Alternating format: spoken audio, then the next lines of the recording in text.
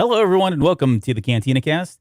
My name is Albert Padilla, and this is episode 334. What are we talking about here? The Skywalker Saga, The Rise of Skywalker. This is the final episode in the series of saga movie episodes that we've done, kind of retrospectively looking back at all of the 9 movies, seeing how they fit into one another, and whether or not this whole saga really makes sense as a whole. So it's a very holistic view, and joining me tonight is none other than our favorite co-host who's back again for a second. This is 2 in a row. You're on a roll now, buddy. So I am. Welcome back to the show, Mr. Jonesy. Jonesy, welcome, sir. I appreciate it. Good to be back. Yeah. This is becoming a common theme here of me showing up. I don't know what to think. Like, it's almost too good to be true. So what's actually more impressive is that you're on time all the time now. So what people don't always, you pull back the curtain, what people don't always realize is we used to always be missing the timeline with Albert. Hey, I need 10 more minutes. And an hour later we'd start. So this is fantastic. I like this live stream stuff because we actually have a target and we hit it. That's right. I'm forced to get all my stuff done. I can't be, loitering and getting coffee when I don't need it and all kinds of other stuff. Although I got my coffee tonight. But yeah, this is, and then plus since I'm starting the shows, Mike usually does all the preset stuff, and now I've got to do all that. So it's just, with great power comes great responsibility, and I usually don't have either one of them. So, anyways, so thank you for everyone for being here. Hopefully, you guys have enjoyed these shows. We're going to jump right into this, and we again talk about news, and there's certainly a lot going on right now.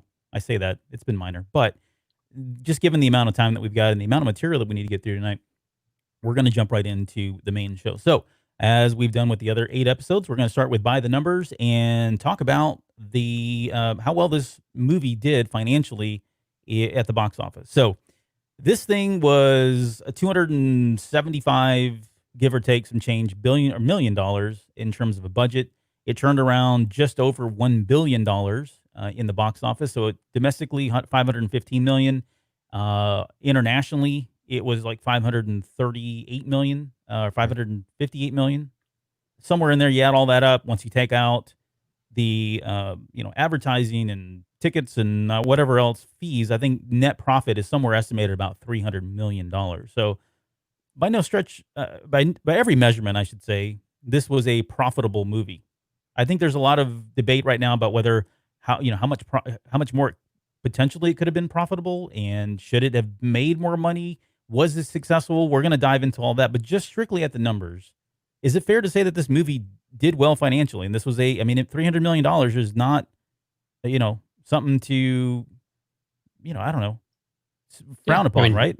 You're not going to throw $300 million out the window. I'm not. I wouldn't throw $10 out the window, but yes, right. Point taken.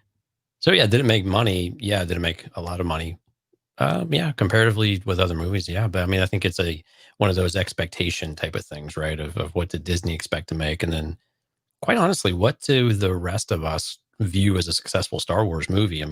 We viewed Last Jedi with the $1.33 billion that it made as pretty much a commercial success. Now we expected Rise of Skywalker to probably at least meet that, if not exceed it, considering it was wrapping up the entire saga. We had a lot of positive buzz going into it from a kind of a general audience standpoint, at least, about how they were going to wrap this whole thing up.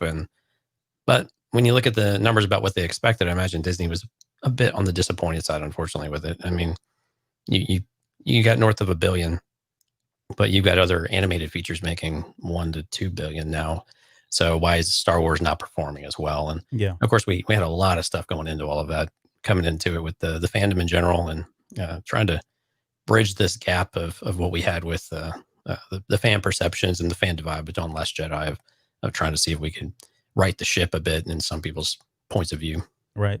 Yeah, I think we're gonna peel back some of that here in just a few minutes when we kind of talk about the critical reception, how well it did there, and we'll look at a couple different things, not just the Rotten Tomatoes score. Right. But yeah, I agree on all those points. Really, again, it was a profitable. I think more than anything, it felt like Star Wars lost some momentum, and I don't know that you can put a kind of like a financial amount on that, right? I don't know that you gauge whether money factors into that or not, but it did feel like it lost some momentum, and maybe that started prior to this with Solo and some of the other stuff that came out. I don't know, but it did feel it felt like it tapered off, and everybody went and saw it. And well, hold on, I'll save the rest of that because it feeds right into the reception and how people felt about it. So, Right. okay, let's talk about some of the off-screen stuff. Now, this movie in particular had Hmm. a lot of things going into this that really added to the drama. That at the end of the day, people now I think are putting or hanging their hats on. Oh, it was this, it was that. It didn't do well financially because of some of these things. Systemic issues, underlining issues, whether it be the direction that Abrams had to pick up from, leaving off from Ron Johnson, from Right. everything from Colin Trevorrow, the script. I mean, there was a ton of stuff there. I mean, and let me ask you this just out of the gate here: have you had a chance to look at the Duel of Fate script? I know you've been really haven't been doing much Star Wars lately, but have you had a chance to go back and look at that? Because if not, I'm almost thinking we come back and do a show. Maybe it's a Patreon thing where we talk about the Duel of Fate script and just kind of do Right. a juxtaposition between this and the Duel of Fate script, this being the Rise of Skywalker. But have you had a chance to look at that? Earlier in the year, I did briefly, but I don't remember a whole lot about it. But I agree with you. I think it's something we should come back and kind of revisit just for as a, something to be on the fun side of things. Yeah, But no, the uncertainty of where Star Wars was at, I think coming into this movie and all of the noise that we had to withstand in order to get to the movie's release. I mean, we were like you were saying, Solo had its own challenges, and then we had different writers, and unfortunately, all of this was rather public. And it's difficult for us to gauge how much the general public understood what was going on. yeah, But within the fandom, it seemed like it was just being, projected at us, someone like through loudspeakers, and we knew everything that was going on, and then all the different troubles, or we had ideas of all the troubles that were going on with it, and it just, it really started to make people uncomfortable. And I think me and Mike had some similar conversations of like, do we understand what's actually going on with this movie? Is it going to make it in time? I mean, with the with the rewrite and things like that, and we'll talk some of that here in a minute of just was it going to, like, when was the movie actually finished type of thing, right? yeah, But yeah. trying to understand where the movie was at any given moment was very difficult, especially as we got really close to release date, and it seemed like there was a lot of uncertainty about how done was it really, and were they reshooting, or were they just recutting, or wholesale changes, or what? Yeah. Okay, so let's talk about Abrams real quick, because he going into this movie, he's on record. You can go out there and look it up. He's been quoted as saying that his expectations when they're talking about what do you want from the fans, what do you want them to feel, what's how do you want them to react to this? He didn't come in and say he didn't come in and say, "Oh, I can't. I want them to just be blown away. I want them to walk away feeling like this is the best Star Wars movie ever." Any of that. He didn't say that. He Right. tempered expectations out of the gate and said, "I want them to be satisfied." Those are his Mhm. words, right? Satisfied. Now, that means a lot of different things to a lot of different people, depending on how you look at that. But I think he was speaking to what we've been talking about, what we had talked about for almost the better part of 2, 3 years, even when The Last Jedi came out. It's like, okay, who, before we knew it was Abrams, is going to be able to kind of put a bow on this thing? Who's going to be able to tell the saga, finish this saga story that spans over the course of 40 something years? Who can do that, right? It was like an insurmountable, like a task, something that not Right. anyone could do. No one probably could really pull it off. You weren't going to appease everyone. You weren't going to make everybody happy. And I think that's kind of what he was doing there. I think he was just trying to say, look, I'm not coming in here to knock it out of the park. There's too many things at play. You're talking about generational things, right? In terms of what people like and what Star Wars meant to them and how they grew up with it and what they take away from it. All those things factored into at the very end of the day when we got to episode 9. And so really he was just saying, look, I want them to be satisfied. Right. Do you think we just real a high level blanket statement? Do you think people left this theater or left the movie feeling at least satisfied, or do you think it's just too open for interpretation, or it's too subjective of a word to use? Yeah, I think it depends on which direction you're coming from. Unfortunately, if you were an older school fan and things like that, you probably left a bit more on the satisfied side. When we talk about the critic scores and the audience scores, the audience scores were generally pretty positive, right? I mean, so people generally liked the movie and where it ended up. But there was, again, another part of the fandom that was quite upset Yeah, and not satisfied at all, right, with the way that Ben Solo in particular was handled, right? Well, maybe not how he's handled, but on his death and kind of what the lasting impacts and the lasting bad taste for some folks that were really, yeah. I mean, I hate to say the word Raylo, but I mean the relationship dynamic and not being able to see it through, and all of those things that go with it, and we finally get this glimpse of Ben, and so I think it depends on your perspective. If Yeah. you went into it like, are they going to be able to tie this being the ninth movie and have them all somewhat of a coherent type of arc or story that you could roughly say makes sense? And even this trilogy, I mean, those are big things to do all on their own without all of the individual challenges that it had with Last Jedi, and then just kind of this dynamic of these three movies Yeah. putting together. Yeah. So looking at so we're going to look at some of the critic stuff right now. So as of right now, it's sitting currently at 51% on Rotten Tomatoes. That's the critic score. The audience score is at a higher. It's at 86%. And those numbers pretty much stayed consistent. I think if anything, the critic score probably came down just a tad from when it first came out. But for the most part, the audience score has sustained, I guess, for the most part. The cinema score is sitting at a B plus, which makes this movie ranked against all the other Star Wars movies, even let's throw in Rogue One and Solo, it ranks as the lowest cinema score rated movie. Yeah, and that's even lower than like Attack of the Clones and Solo, a Star Wars story. That said, depending on who you talk to, again, your mileage may vary. This is all subjective. This is art. We all take different things from it. I still have a hard time finding people that tell me they hated this movie. And again, I'm making a general blanket statement based on my own experiences and the circles that I keep and all that. I know there are people out there. I'm not saying there aren't. I see them on Twitter all the time.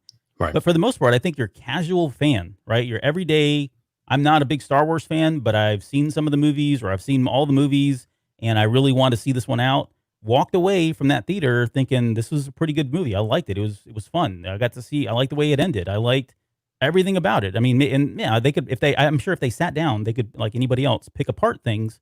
But for the most part, I'm generally speaking here, I really feel like most people ultimately like the movie. Am I wrong? Or I guess, do you have a different opinion? What's been your experience there?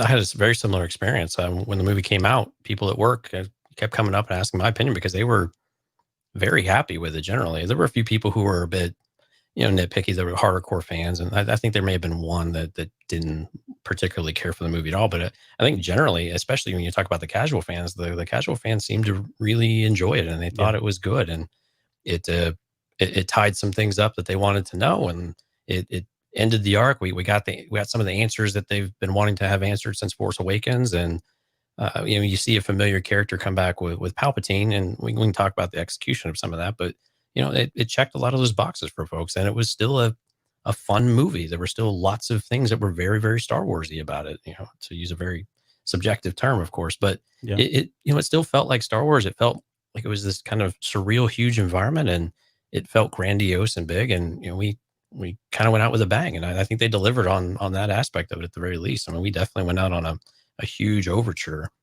on the screen. I thought it was, so it met all those criteria. So people, I think, generally liked it. Okay. Everyone in our circles did. Yeah. Yeah, no, I would agree. All right. So let's talk about then just quickly, let's say that, or let's talk about the soundtrack, because I know we'll probably find moments in here to kind of talk about this. But how would you, we talk soundtracks a lot and it's really hard. It's just like, it's as hard for me with the soundtracks as it is with the movies to say, okay, what's my favorite? Which one do I really like? Because it just really depends. And I think, if you look at this objectively, a lot of the soundtracks really play well to what's happening in the movies. And so in their own right, they're perfect for that movie. Comparing them is like, comparing your children, picking your children. I don't know which one's best, but I would have to say that for this particular one, and we all have a favorite, but this particular soundtrack, it felt different. It didn't feel even like The Last Jedi or The Force Awakens. This one did feel like it was like Williams was consciously trying to tie it all together. And if you listen to it and you break down a lot of the music throughout all of the soundtrack, there are a lot of bits and pieces from everything in the sequel trilogy, the prequel trilogy, and the original trilogy throughout it all. And so that, again, almost an impossible mission, but I think he did a really good job. Is there anything that really stands out because of that? I don't know. I think that's where I struggle with, and that's not feedback. That's not saying it's a bad soundtrack, but you think of some of the other ones, and I can pick 3 or 4 songs that are just like, boom, I love that particular track off the soundtrack. But what were your, I guess, thoughts overall on this one? Yeah, the ones that stand out are typically the ones where you recognize the music from the previous movies, right? Right. So those exciting moments where you get the familiar themes coming out, and you get the really grandiose, main theme coming. And I agree with you though. I think from a musical standpoint of how he composed and constructed this, and really took a lot of the themes and moved them around, and changed the dynamics of them, and did, rearrange them in different ways. I think is really, it was masterful. It was really interesting to really dissect through some of that stuff, especially if you're a music nerd. These are things that they're just, it blows your mind how people are able to do this and still make them somewhat recognizable, but still entirely unique at the same time. And I think from that respect, it was a very, very good soundtrack. But like, I'm with you. It wasn't really anything that really stood out that was overly memorable about it. It fit the movie pretty well, but it didn't have as many iconic moments, I guess you could say, with it. But I certainly enjoyed hearing all the different themes, and like you were saying, pulling from all the different movies that we've seen, the previous 8. And I thought that was just masterfully done. And then it's really interesting if you really want to go through and dig through it, and really articulate it and pick through these themes. It's kind of a fun exercise to do. Yeah. Yeah, if you've even the one thing, even like, just recently, I was listening to the soundtrack ahead of in preparation for this show. There's the throne room music Yeah. is in there as well, and it's like you don't even see that. I don't even know that you hear that ever in the movie, but it's at the very end in the last title sequence. That's kind of like this, this is your life, Star Wars kind of Right. piece where he brought in just about everything in the kitchen sink into that last song and that last track. So if you Right. get a chance, go listen to that. That alone is probably worth the price of admission, because there's just so much packed into that last particular track. Right. Okay, so I'm going to talk about this really last thing here because it's going to lead into our first topic on screen. But this is the Fortnite marketing thing that they did. And this was it felt so weird because we've never had anything like this. And don't get me wrong, I get it. I mean, they're not dumb. Fortnite is huge. It Right. continues to be huge. It was huge then. They were trying to figure out a way to drum up some interest and do some, out of the box thinking in terms of marketing and all that. So kudos to them for doing this. I don't know that it really made a difference at the end of the day for most people. But this is going to lead into our first on-screen thing, and that's the fact that this first line that we see in the crawl is the dead speak. And for us, we were thinking, well, what does that even mean, right? Because I was thinking that because I had no idea. I wasn't a Fortnite person. I don't even know that it made really headlines. If it did, it completely just went over my head and I didn't think much of it. Same. But they found a way to tie this in, and so the dead speak really. And I don't have the speech in front of me. I think if you want, go listen to one of our 8 million the Rise of Skywalker shows that we did in the past. But we did actually talk about this and kind of verbatim give you what happened. But long story short is Palpatine makes this announcement in the game of Fortnite. And that is the reason why the crawl starts off with the dead speak. So really what I kind of want to anchor this on, this first part of the conversation, is about somehow Palpatine survived. There's all these wonderful memes now of Poe Dameron saying somehow he survived and looks very distraught and disappointed. But do we really care? Do we really care that he survived? Because this is where I think people get hung up on this. I get it, and I am not undermining the idea. I'm not undermining the critique or even just the passion that people have about this particular point. But at the end of the day, does it really matter in the overall story that Palpatine is back one way or the other? And it might. I don't. You tell me. I think so. I mean, yeah. I mean, I think so. I mean, especially where we left off. I mean, you have to have someone to hate in these movies. Now we can argue. I mean, and who are you going to bring to be that central character, though? Yes. I mean, And we talked about that at the end of The Last Jedi. I didn't mean to cut you off, but we went on and on about this. Is like, who's left? Who is it? Who's going to be the bad guy going forward? Sorry, go ahead. Right. No, it's exactly it. Because I mean, we finally got something from Snoke, and then he's offed right there at the end of the movie, an epic throne room battle. But we're not. We were left confused about who could they possibly bring back. We didn't think this was even a possibility, right? Because you're throwing down a shaft. What the hell are you going to survive? How are you going to survive that? I mean, you have blue flames. I mean, that usually denotes that everything's done and you're done. Yeah. He's dead, Jim. Yeah. So sorry, couldn't help myself. But I don't know. Who else are you going to do? I mean, and it makes sense for Palpatine to be that central character, right? He's as tied to the Skywalkers as any other character, as much as Obi-Wan Kenobi at this point when you factor in the prequels, right? If we didn't have the prequels, this would be more difficult to really get your arms around. But since we have the prequels and we have Palpatine, such a central character throughout Anakin's arc, I think it just makes sense for us to continue to bring it all back together, and for Palpatine to be that, that force that's been still manipulating the entire situation for decades in these movies. Yeah. Yeah, and I think the question isn't. Yeah, and I agree. So I agree with you 100%. I think it does matter. I think what doesn't really make a difference is the how, and that's what I think people are Mhm. getting hung up on. Maybe it does. Again, I don't. It's so like in the grand scheme of what this movie is trying to do. I don't know that the how really makes a difference. I mean, it's important. I'm not again not dismissing it, Right. but I don't know that it's that significant of it's something to get hung up on. It's certainly I don't know if it's worth a flame war on Twitter, but this is where I see people really, really go at it is the how, and I don't know. I'll agree Maybe with that's you just me. there. Yeah, it's not worth getting mad about. I think it's interesting though. I think that's kind of where we probably agree with that. Yeah. It's interesting to understand it. Do you need to know why in order to be thrown into the movie and see the movie and enjoy it all the way through and follow it? No, you don't. It's useful to have some sort of an idea.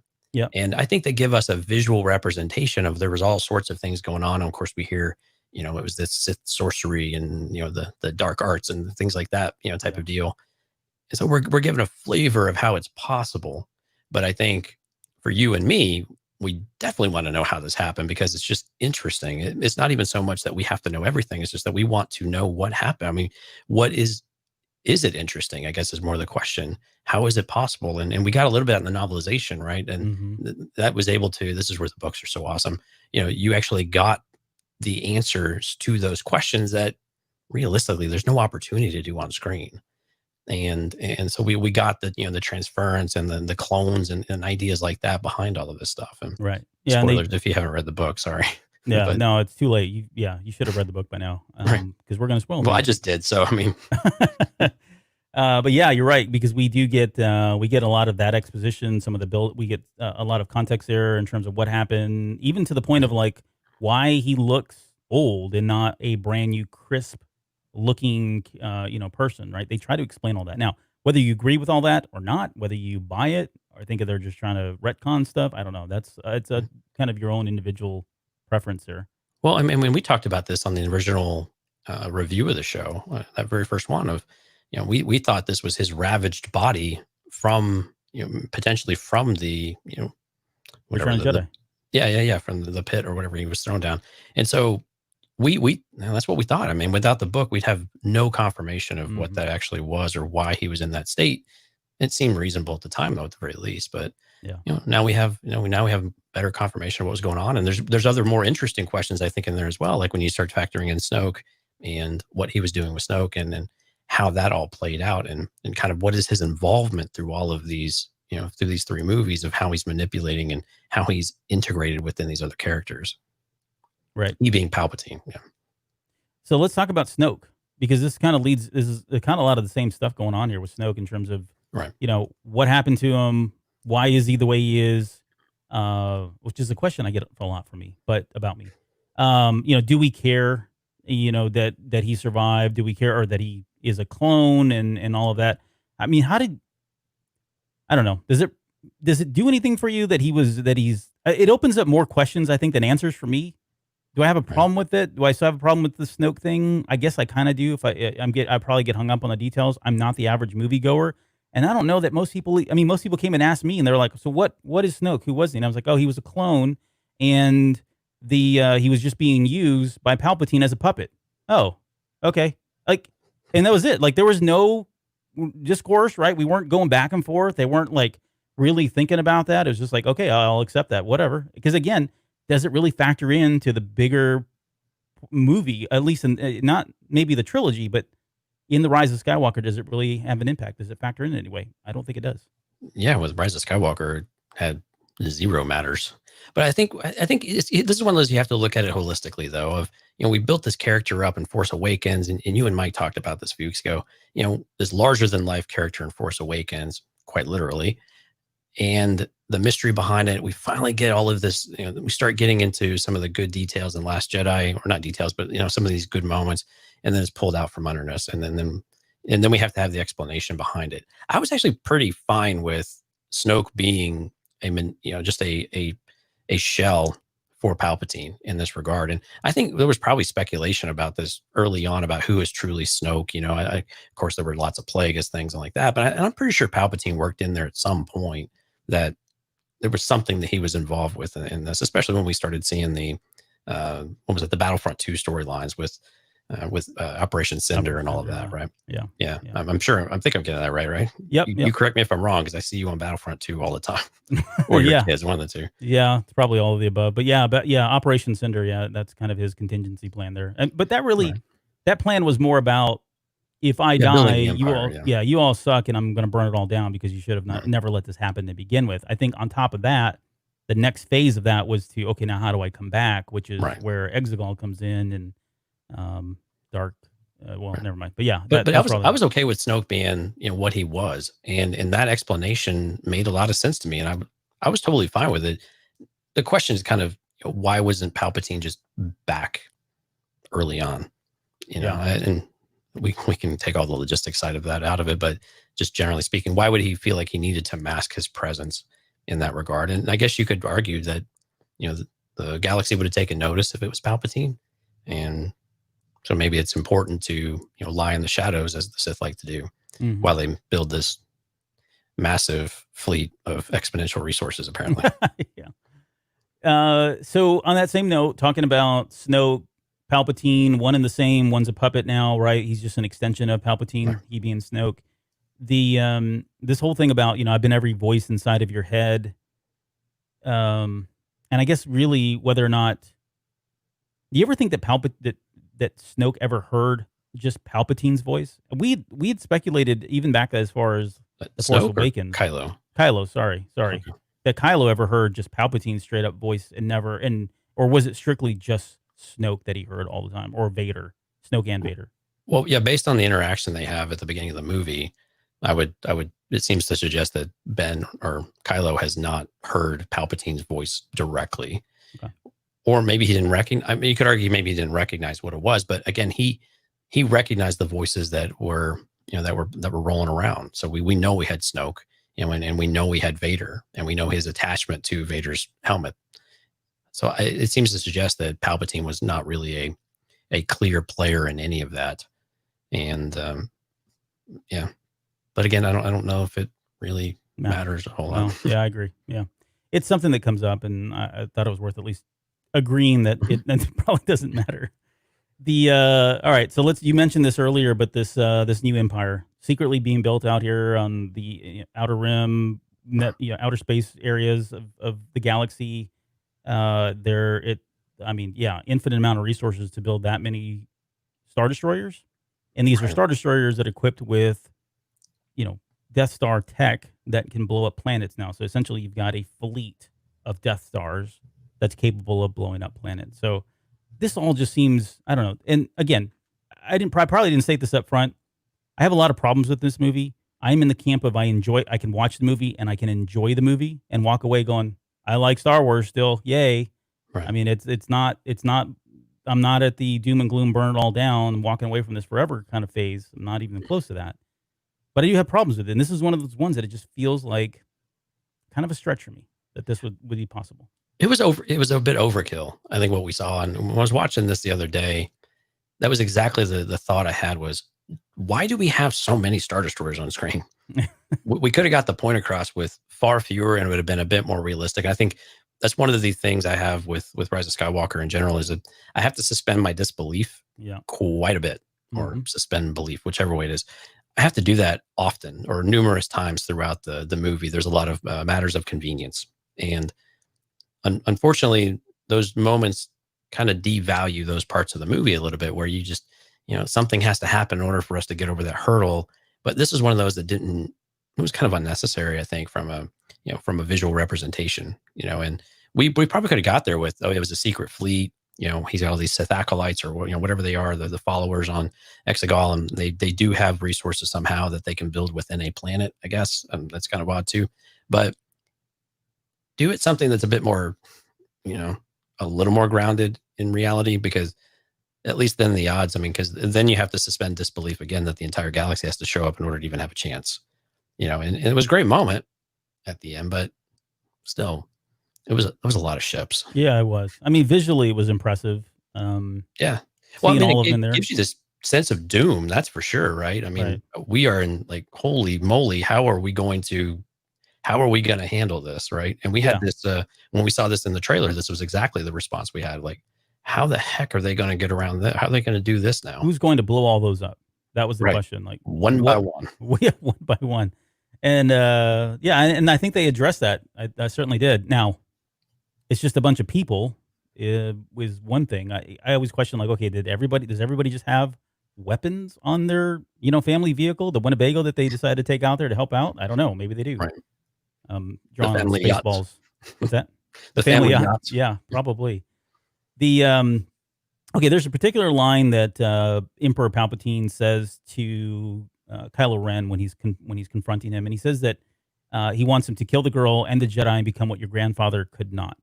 Yeah. And this question, and I don't know, maybe I'm just having a really dumb moment, and I'm not thinking through this enough. But this is one that just I've got open questions about it. Like, what was it that Vader never became?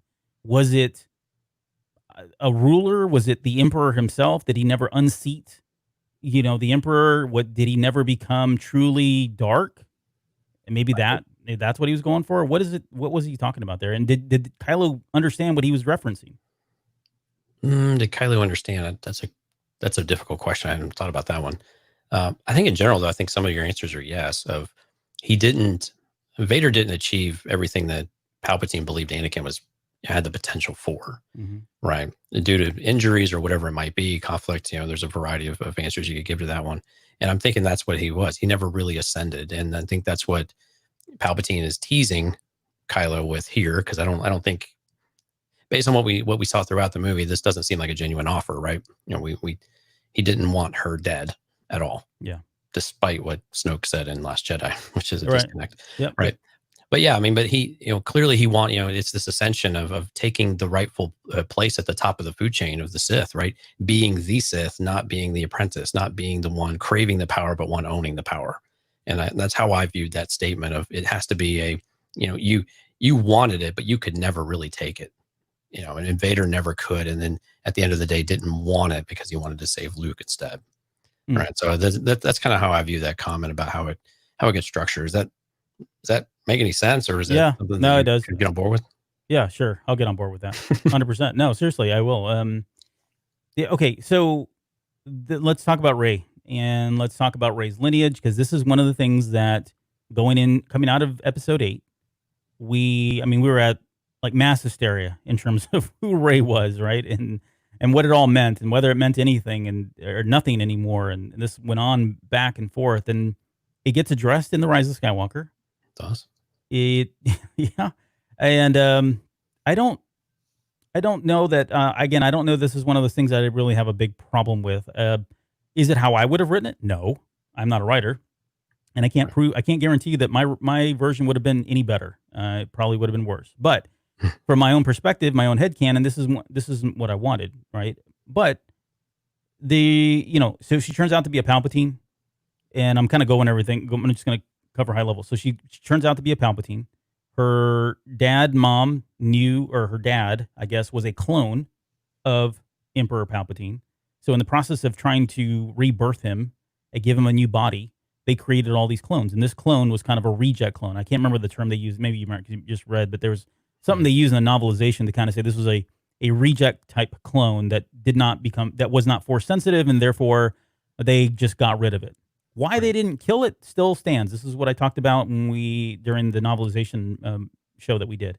Why they didn't just kill this thing off, and suddenly they had a soft heart and said, no, let it live free. Maybe it was in hopes that someday it would spawn a Rey or something. I don't know. But they let it go. It went out into the wild.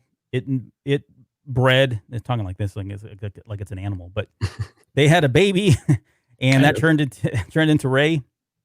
And so the father is the direct descendant of Palpatine. So this makes Rey, this is how she becomes the granddaughter. And because of that, now she's got the lineage. She's got the dark side in her. We see this manifest in a couple different ways. One, the Force lightning, right? And right. I think that's kind of the more in your face, only somebody that's dark side, or in the way they explain this is either it's a combination of her dark side powers manifesting, or the fact that she's from this lineage that is just strongly and steeped in the dark side. That's number one. And then number two, we see like, there's the visions of the dark ray that we saw. There was some things there. She makes one comment a little bit later, and I'm going to steal some of our show notes from a little bit later, but she makes that comment to Finn about how she's going to find him and go kill him. Right. And that is, you compare that to what we talked about a couple shows ago in Return of the Jedi and how originally that was Revenge of the Jedi. She is essentially doing what Lucas said Jedi shouldn't do. They don't seek revenge, and she clearly states it. And you can see it in her. I mean, her whole demeanor changes in that moment when she's talking to Finn and says, "I'm going to find him. I'm going to kill him." And I'm paraphrasing here, but yeah, you get that sense that okay, wow, there really is something dark here, and this plays back into my whole theory about where she is able to touch on the light, touch on the dark. She's kind of truly balanced in that kind of aspect, but. I guess overall thoughts on Rey's lineage and being a Palpatine and then renouncing that Palpatine blood at the very end and going with Skywalker, which we don't need to get into too much because we'll do it later. But thoughts there? I like the idea that she was a Palpatine. I didn't really like what we saw on screen was confusing. I think the book did help clarify it a little bit, but it was more it raised a lot of questions. I think the way that it happened with being like I said, I'm okay with her being the granddaughter. That makes a lot of sense to me, actually. But it's all this stuff in between that was really confusing to follow on screen and trying to fill in the blanks. Cause that was one of the questions I got was, well, how is this possible? And then of course had all the more, dirtier comments of how is this possible type of thing. And, right. So it was confusing trying to reconcile all that and piece it together and help others understand that because I sure had a hard time understanding it as well. And the book did a little bit to help us there, but but the Force lightning and things like that are always interesting. I think, We've seen other characters use it, right? So we know it's not special to Palpatine, but it certainly seems to be a certain level of achievement in the Sith ways of doing things that you're able to do that and touch on the dark side and actually manifest itself in that way. Because we've really only seen lightning from one Jedi, true Jedi, and that's Yoda when he called the lightning down, right? Which I think is kind of an interesting contrast there. But being a Palpatine, it made a lot of sense to me. I actually liked it. Okay. No, it's fair. I'm glad you did. Again, I think I'm indifferent at the end of the day. I don't really care. I got so hyper focused on just the Reylo aspect of it and the redemption story that all this stuff kind of just, all right, it's fine. I'll roll with it. Right. I'm not going to get hung up on it. It was more tying a bow on the parent discussion, I think, more than anything else, which is, I think, what I did not enjoy so much about it was that we were tying that loose end and there wasn't really much to it. And it just raised other questions and which I'm usually okay with. But this one, it felt a bit more of like a throwaway type of thing. And it did focus her a bit of why she would continue pushing towards the dark side. And we'll talk a little bit about that at the very end where we're talking about what her, final decisions were when she's confronting Palpatine, but tying loose ends and things like that. It felt more of that. And of course, when we came in this movie, our Caro meter on the on the parent and the lineage was pretty much on empty there. Yep. Yeah, so we were done. Pretty much over it. Yeah, we were over it for sure.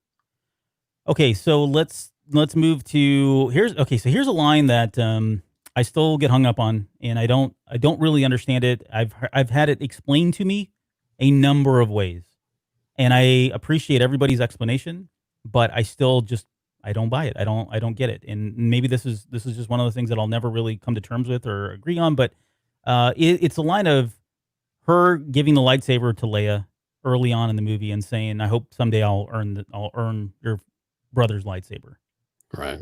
And that to me it bothers me because in a lot of different ways, and a lot of these may be superficial, but I just don't like the fact that she's wielded this lightsaber. First of all, let's just forget, and I keep saying this, forget if whether or not you agree with it or disagree. It's happened. It is Star Wars now, whether you like it or not. Mm-hmm. This saber called to her, right? It called to her specifically. Maz tells her. We all know that. She gets a lightsaber, and now she's heir to this weapon, whether you like it or not. She's heir to this weapon. So that's number one. Two, she then ends up fighting Kylo Ren not once, but twice, and uses his lightsaber to defend her, potentially, arguably, the galaxy. And a year passes now between The Last Jedi and The Rise of Skywalker. I'm assuming she's used this lightsaber, at least, if nothing else, at a minimum. She's used it for training along with Leia. Right. But I'm going to guess that there are other adventures out there where she had to use it, because I don't think this is her first time cutting anything up that we saw in the Rise of Skywalker. So if you take all that into account, And the she repaired it. idea, and she repaired it. Thank you very much. Mhm. Yes, she probably did all the legwork and pulled out the books and figured out how to do all that. I don't know, but She the did. idea, Yeah. It's in the book. it's in the book, right? Yeah. The idea that she somehow doesn't feel worthy of saying this lightsaber is hers, or that somehow she has to still prove herself to Leia in order for this lightsaber to be hers, and yet it's something that she'll bury later down in the movie. But that aside, I don't like this. I don't understand why. It feels like there was a regression here. There's something that was missing, and I don't know if this is lost in translation through all the different script writings and versions, and just leave it in there. They'd already filmed it. We needed something to fill the space. I don't know, but it just feels out of place. Am I Right. getting hung up on this too much? There's probably some practical answers to some of this too when it comes to Carrie Fisher and some of the screen time that she had and handing of the saber and things like that. I have a feeling there was probably something in there. Mm, And this was a bit, yeah, I agree with you. It does feel a bit shoehorned. It doesn't make a lot of sense. You could get yourself there, I think, though, if you start to view of herself and her doubts of who she is, and still uncertain of how she fits into everything, and whether or not she feels like she deserves this mantle of even Jedi or of a student of Luke or Leia, and those challenges that she have. I mean, you can still see, just feel all that doubt that she has, and when you do that, you feel not worthy of certain things. And so I'm willing to kind of get in that camp of that, of that line of thought, of that, okay, she can hand it back. But I do tend to agree with you in general, though. If she's been through way too much with this lightsaber, it called to her. There's clearly a bond or a connection with the crystal, however you want to view that. So it's difficult to get there. You can move yourself in that direction, I think, yeah, if you wanted yeah, to dig a little bit deeper. And that's kind of where I got to, is that she's just have all this doubt still of what it actually means to be, or to develop into what she is. And, you know, while Luke came back for her, now she's training with Leia, who she puts on a pedestal, right? She means so much to Rey and to Poe. And there's a lot riding on all of this, and they've had to rebuild the resistance. So there's all this pressure on her as well. And I think the lightsaber, again, is that symbol of the Jedi. And she is uncertain whether she's ready to wield it or not, and ready to be that symbol with it. yeah, Because yeah. people already view, I mean, Poe kind of views her that way too, right?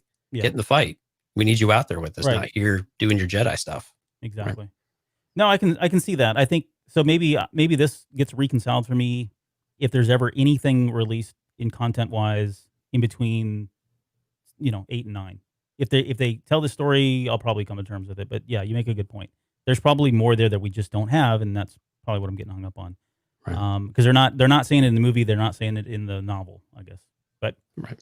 okay. So speaking about regression, and I think I know where you stand on this one, and so I do want to hear your opinion once again because it helps me.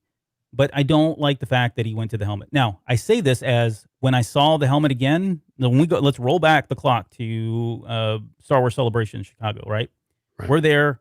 We saw the trailer for the first time. I was out. I mean, we were on cloud nine, thinking about all the possibilities and how all this stuff was all the different things that they were just throwing at us. And I think what we were expressing at the time was, this is all awesome. Like, visually, Right. this looks amazing. Palpatine's back. He's in the helmet. You've got Rey jumping over, TIE fighters. I mean, just go on and on about everything about that trailer. But I think we were all pretty much in agreement that how in the heck are they going to explain all this stuff? Like, how is it all going to make sense? And I don't know that it does now, retrospectively speaking, if it all really truly makes sense. Right. But the way, I don't know that they ever really explain the helmet coming back on him. Now, it's cool. Visually, it looks awesome. We got the red cracks. It's, very symbolic of, who he is as this fractured person now. He's even fractured even more than he was coming out of The Last Jedi than he's ever been in his life. All of that certainly makes sense. And especially when you tie that in with the fact that he just came from seeing the Emperor, and the Emperor is throwing this all back in his face, and he's promising him power and the new order, and living up to the potential that Snoke talked about, and Vader, of his grandfather and all that. You throw all that in there, I can see it. I just have a hard time really thinking or believing that he would necessarily go back to wearing a helmet only to take it off halfway through the movie and not use it again. So it's just, Right. is it a visual thing? Is it a fan appeasing thing? Is it hey, I had him in the helmet before and I love that, and I loved him out of a helmet, so I'm going to kind of play. I'm going to ride, walk the fence and have the best of both worlds in this movie. What was going on there? Yeah, and I want to say that there was another component too, that the helmet represented the leader of the Knights of Ren as well. And I'm trying to remember where I heard or read that from, but I believe that was another aspect of it too, of why it was important to have it. And of course, we had to bring the Knights of Ren back into this thing. Um, yeah, I think it's one of these things of adopting the mantle that he thought he was rightfully supposed to have, right? So Vader had mask, Vader had the suit and things like that. It was ominous. That's what this leader has. I think some of it though was also to hide himself. And again, like you were saying, the fractures are definitely still there. Mm-hmm. They seem to be deeper than ever. And this is one way to hide that from everyone around him, especially within the First Order itself. And it's interesting. And I think who was it that pointed this out? I think it was Utini in Discord, of saying that it's interesting that he has the mask on in front of his peers, but when it comes to Rey, he does not have the helmet on, does not have the mask. He's always looking at her. She can see him.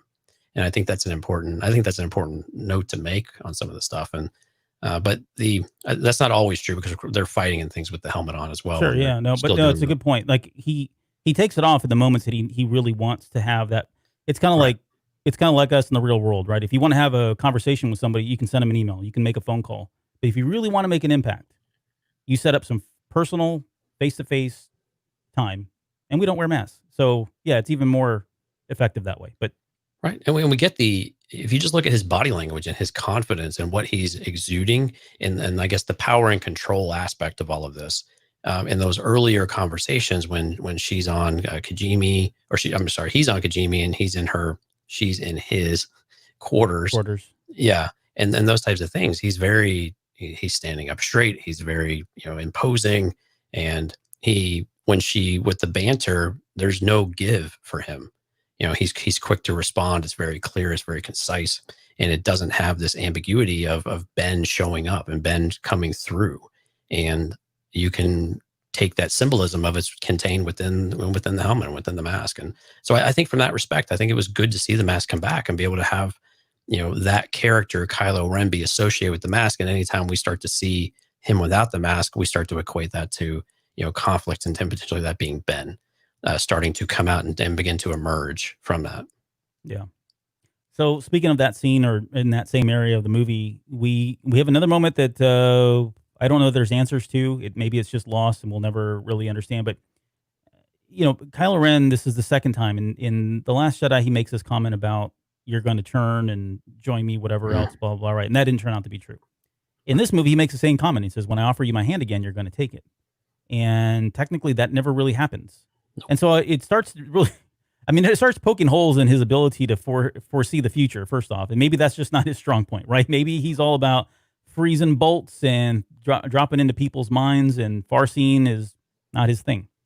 But it just keeps coming back. And being all things fair, this is really only the second time that we know of anyways, but he says this to her and it doesn't pan out. Any thoughts or explanation as to why he would be, or maybe he's just trying to bluff and persuade her, and he's using that as a tactic. Yeah. And that's kind of where I was going. Is this a manipulation tactic, right? Of giving, he can sense the doubt within Rey. He can sense that she's struggling to keep it all together. And he just keeps putting this doubt. She has seen herself on the throne, next to him. So clearly it's something that he can touch on. And I don't know if he knows about that vision or not. It doesn't seem like he does, but that's something that you could see why she would respond to something like that. And if he got any kind of sense that was the case, why he would do it again. And again, in Last Jedi, they had that moment where there was a consideration, right? And so he's going to be bold enough to be able to say, you won't make that same mistake twice, or you won't make that same decision twice. But I think it was one of these aspects of, I don't know, again, manipulation, trying to put those seeds of doubt in her head. Right. Head game. She's not ready, and her story, is still developing, and it's with him. Like they are a pair, and there's no escaping that. I think from that respect, it's true, right? Mm-hmm. At some point she did take his hand, kind of. They joined forces at the very least. So you could argue that they got it right on the third time. It's one of Not those certain point of physically, view but things, huh? right. I mean, not physically, but I mean, yeah. Yeah. Okay, so let's. I have Lando in the notes because I just want to talk about Lando. I don't know. There's really a lot to talk about. I mean, he's got a pretty minor role, all things considered. I mean, yeah, he's got the big moment at the very end again where he saves everybody. Is kind of a repeat from Return of the Jedi. I get that. Right. But it was good just to see him. And I mean, we're doing this on the day of the July 22nd when there's rumors floating around that there's a Lando series that's kind of looming here in the future. So it would be great to see him in that along with Donald Glover. But so I don't really have anything else. Do you want to add anything to Lando? I think it's great, and we're not. I was watching this kind of simulcasted with a friend of mine. I told him I was going to watch it, and so they fired it up too. And I got a comment during the Lando moments. Lando's having so much fun, like he's laughing, and they were just so excited to see that. And I think that's the one thing I would share with it is he was just having a grand old time. He's back in his environment, and we didn't get the L3 Falcon moment that we all keep thinking exists. And if it doesn't give you any, if it doesn't continue to show you that pulling things from other, like from the comics and from the books and from even other movies in the canon, don't really seem like they're a thing. Yeah. Unfortunately, as much as we would love for them to be true, they just don't seem to be. Right. Unfortunately. And that's unfortunate, actually. I thought there were always a couple cool moments that they could have done of, hey, girl, and things like that, right? Yeah. I mean, don't get me started. We really, really wanted this moment, probably nearly as much as, at least personally, nearly as much as I wanted the Chewbacca and Kylo Ren moment to happen, which did in the book, but didn't happen in the movie. But yeah, that never panned out. So unfortunately, that's just the case. So yeah, so I would agree. Yeah, he had a great time. And if you're ever wondering, like, well, what was Lando doing all this time? I will refer you to the Battlefront 2 storyline because you see a lot of Lando there, and you kind of get an understanding of where he's been. We're not going to talk about that because we've got a lot of show here. So, all right, we get the kind of this revelation, at least maybe confirmation for some people, depending on how you walked away from The Force Awakens and even The Last Jedi. But we get this official confirmation that he is Force sensitive, and there's clues that they drop throughout the movie, which I don't think that they were all as obvious to the general audience as I thought they were going to be. And that's just my, again, personal feedback from talking to people. This is one of those things that I tell people, I'm like, well, yeah, Finn was Force sensitive. What? Yeah, no, he's Force sensitive. And then I start telling him, oh, you remember when he says this and he kind of feels that Leia dies, and you go back and watch this, and it kind of clicks that, oh, these hints were dropped and all that. But I guess we don't need to talk about whether or not it was obvious or that, but just the idea that he is Force sensitive, and the idea that whatever the future looks like with Rey and whatever she rebuilds as the new Jedi Order is likely going to include Finn, right? Yeah, certainly seems to suggest that. And as well as maybe some of these other stormtroopers. I mean, they were Janna, and then seemed to be suggested they might be Force sensitive as well, right? I mean, how else do you reject the programming type of thing? But yeah, there were always little hints, and I agree with you. I think they were subtle enough until Rise of Skywalker, when they became more obvious, especially in the second half of the movie, where it was clear that he had some type of sensitivity. We could argue how strong he is. And of course, we kind of hypothesized some of this stuff of when we saw how he was able to, hold up against Kylo Ren. Like, how is that possible aside from training without some innate ability to be able to do some of that? So you could always make some arguments and retrofit things in there too. Yep. Yeah, absolutely, for sure. Okay, so the next thing that kind of happens in the movie in terms of a big moment is the Force healing of the snake. And I don't want to steal your thunder, because as part of this series, we're kind of doing our own little scene analysis, quote analysis, moment analysis thing at the very end. So this is, spoiler, this is Jonesy. So we'll skip this and come back to it a little bit later, because I have a feeling you're going to probably tie all that together. Let's talk about the big moment, though, from the trailer. And I've seen this movie now 1 billion times at least, and it still gets to me. I really, really like this moment. And I know, Mike has not been a big fan of the slow motion stuff. And I think this is one of those moments where it really pays off. And this is Leia doing the backflip over the TIE fighter. Right. And I know people have really torn this thing apart of, like, why does she have to turn around and all of that? And that's not even I don't really want to even debate that. But just from a really cool moment for Rise of Skywalker, I mean, this is really kind of hard to top this one. You agree? Yeah, and it gives us an idea of what are Rey's abilities at this point. I mean, we've seen her in training, but this is our first kind of on-screen moment of where we could see what is she truly capable of. And we got some hints of it when she was floating rocks and floating herself. That was cool. But yeah, I mean, who else is going to take a TIE fighter on single-handedly and win? Mm-hmm. You know, and Kylo Ren being the pilot of it too, by the way. Exactly. So I agree with you. It's one of those moments that's just really, really cool. And when we saw it, I just remember I like comparing how we thought then versus how we think now of what we thought was going to happen. Oh, right? my We were goodness, like, oh, she's jumping on it, she's going to land on it. And now they're a team, right?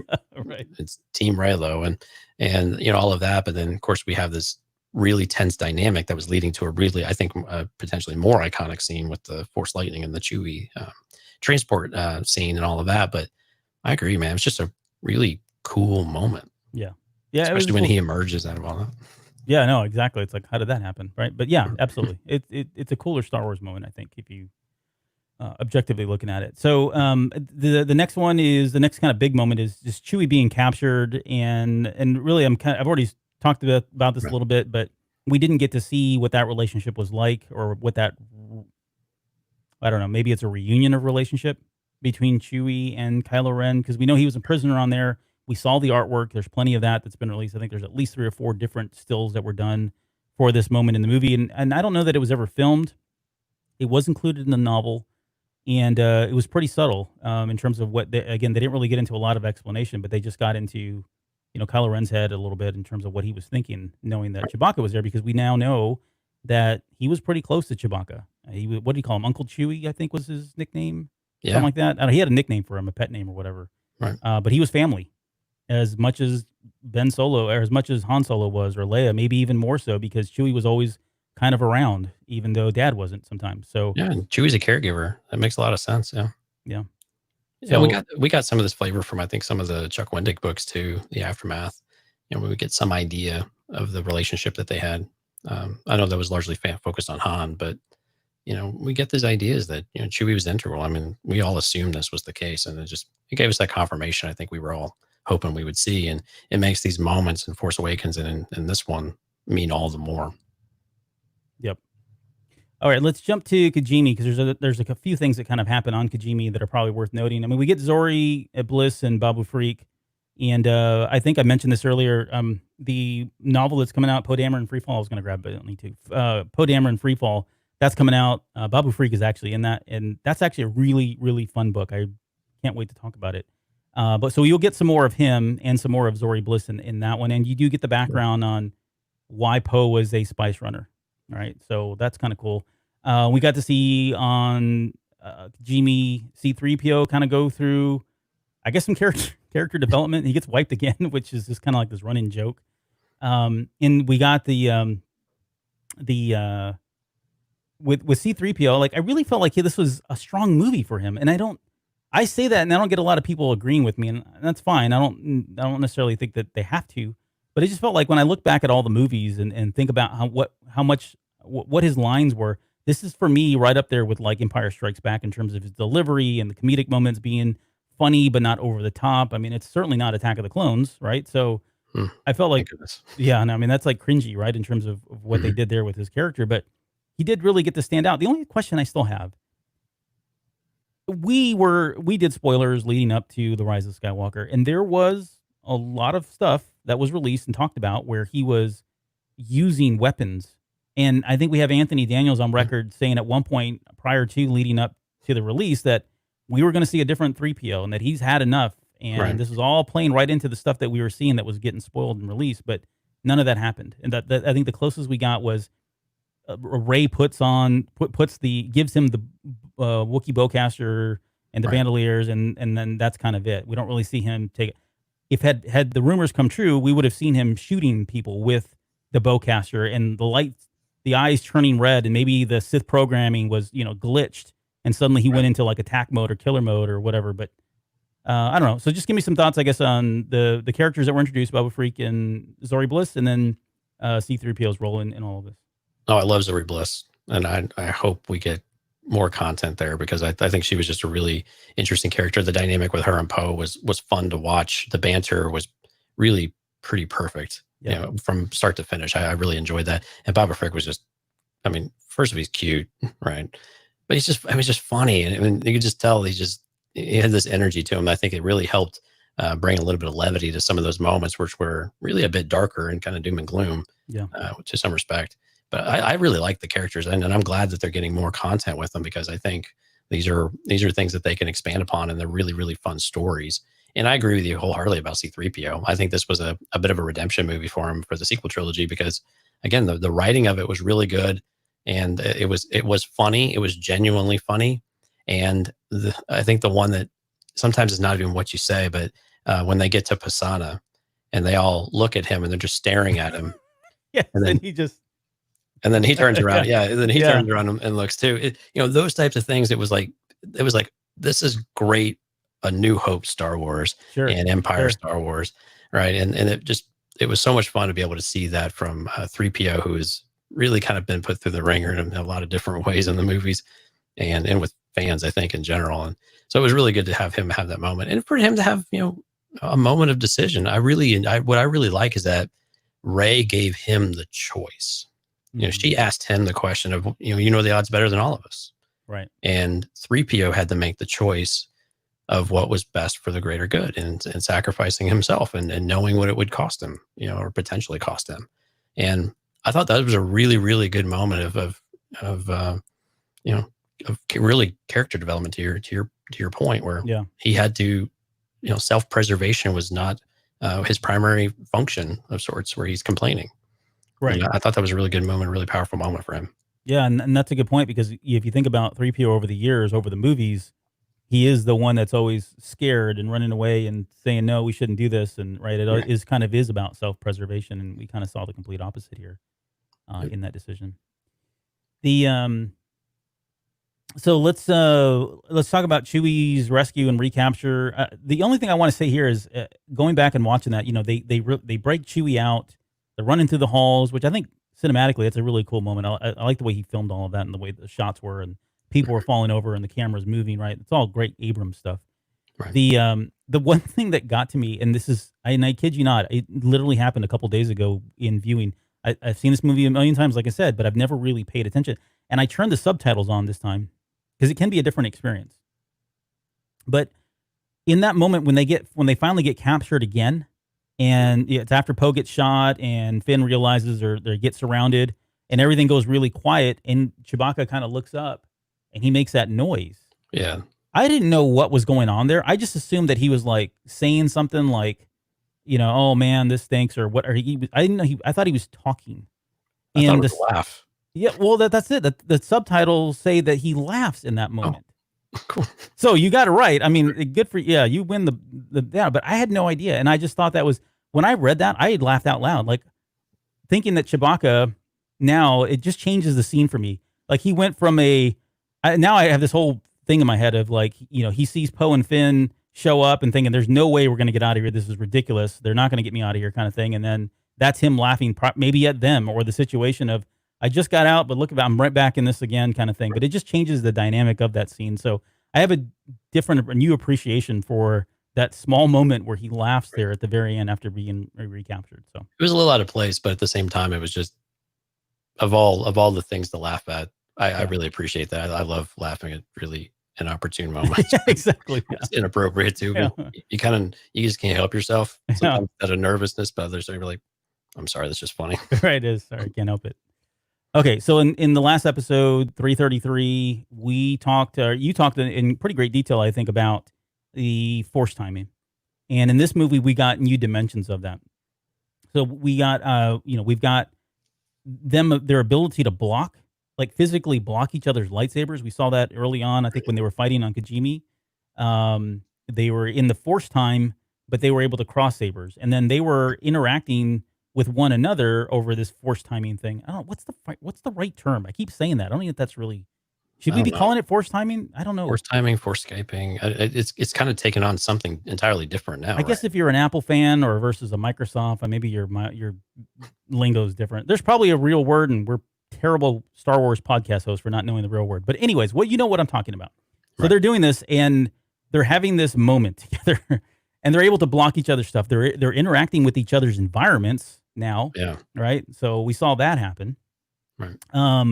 On top of that, they're able to kind of see each other still. We see that's going on, but I don't know what, this really speaks to this dyad a lot more, and I'm just really curious as to one, if we're ever going to see any more of this later down the road. I don't. My answer is I keep saying this. I don't think I'll see it in my lifetime. I don't think we're going to see any more beyond this movie, and I don't know that we'll ever see another explanation of the dyad and exactly what that truly means. And maybe some of the answers that lie in there are how do they do what we just talked about? How are they able to communicate with one another, um, and all that? But I guess was there anything that really just stood out outside of that for them in their dynamic in their ability to use the force and the force powers that they had? This all makes sense, I guess, right? Yeah, to touch on your last point, I hope we don't see it so that it Mm. feels still unique and special to the dyad. I think that's something we want to keep that integrity for. I liked it. This is another natural progression, an evolution of what they were experiencing and in between the characters. And when they say the dyad later on, you start to make sense that these things are unique and these things are special, that they're able to do these, and their bond is growing stronger as they both increase in their strength, but also that connection is not going anywhere. And if anything, what we thought was shut off in Last Jedi has just increased, potentially exponentially now. Like you said, as they're now physically able to integrate with other environments, they still can't see what's around them until they interact with it. And they're able to see, on Pasada, they see, or I'm sorry, they see the beads on, or whatever it was, the fruit from Hmm. Kijimi. And then, of Yeah. course, the mask as after the pedestal is destroyed.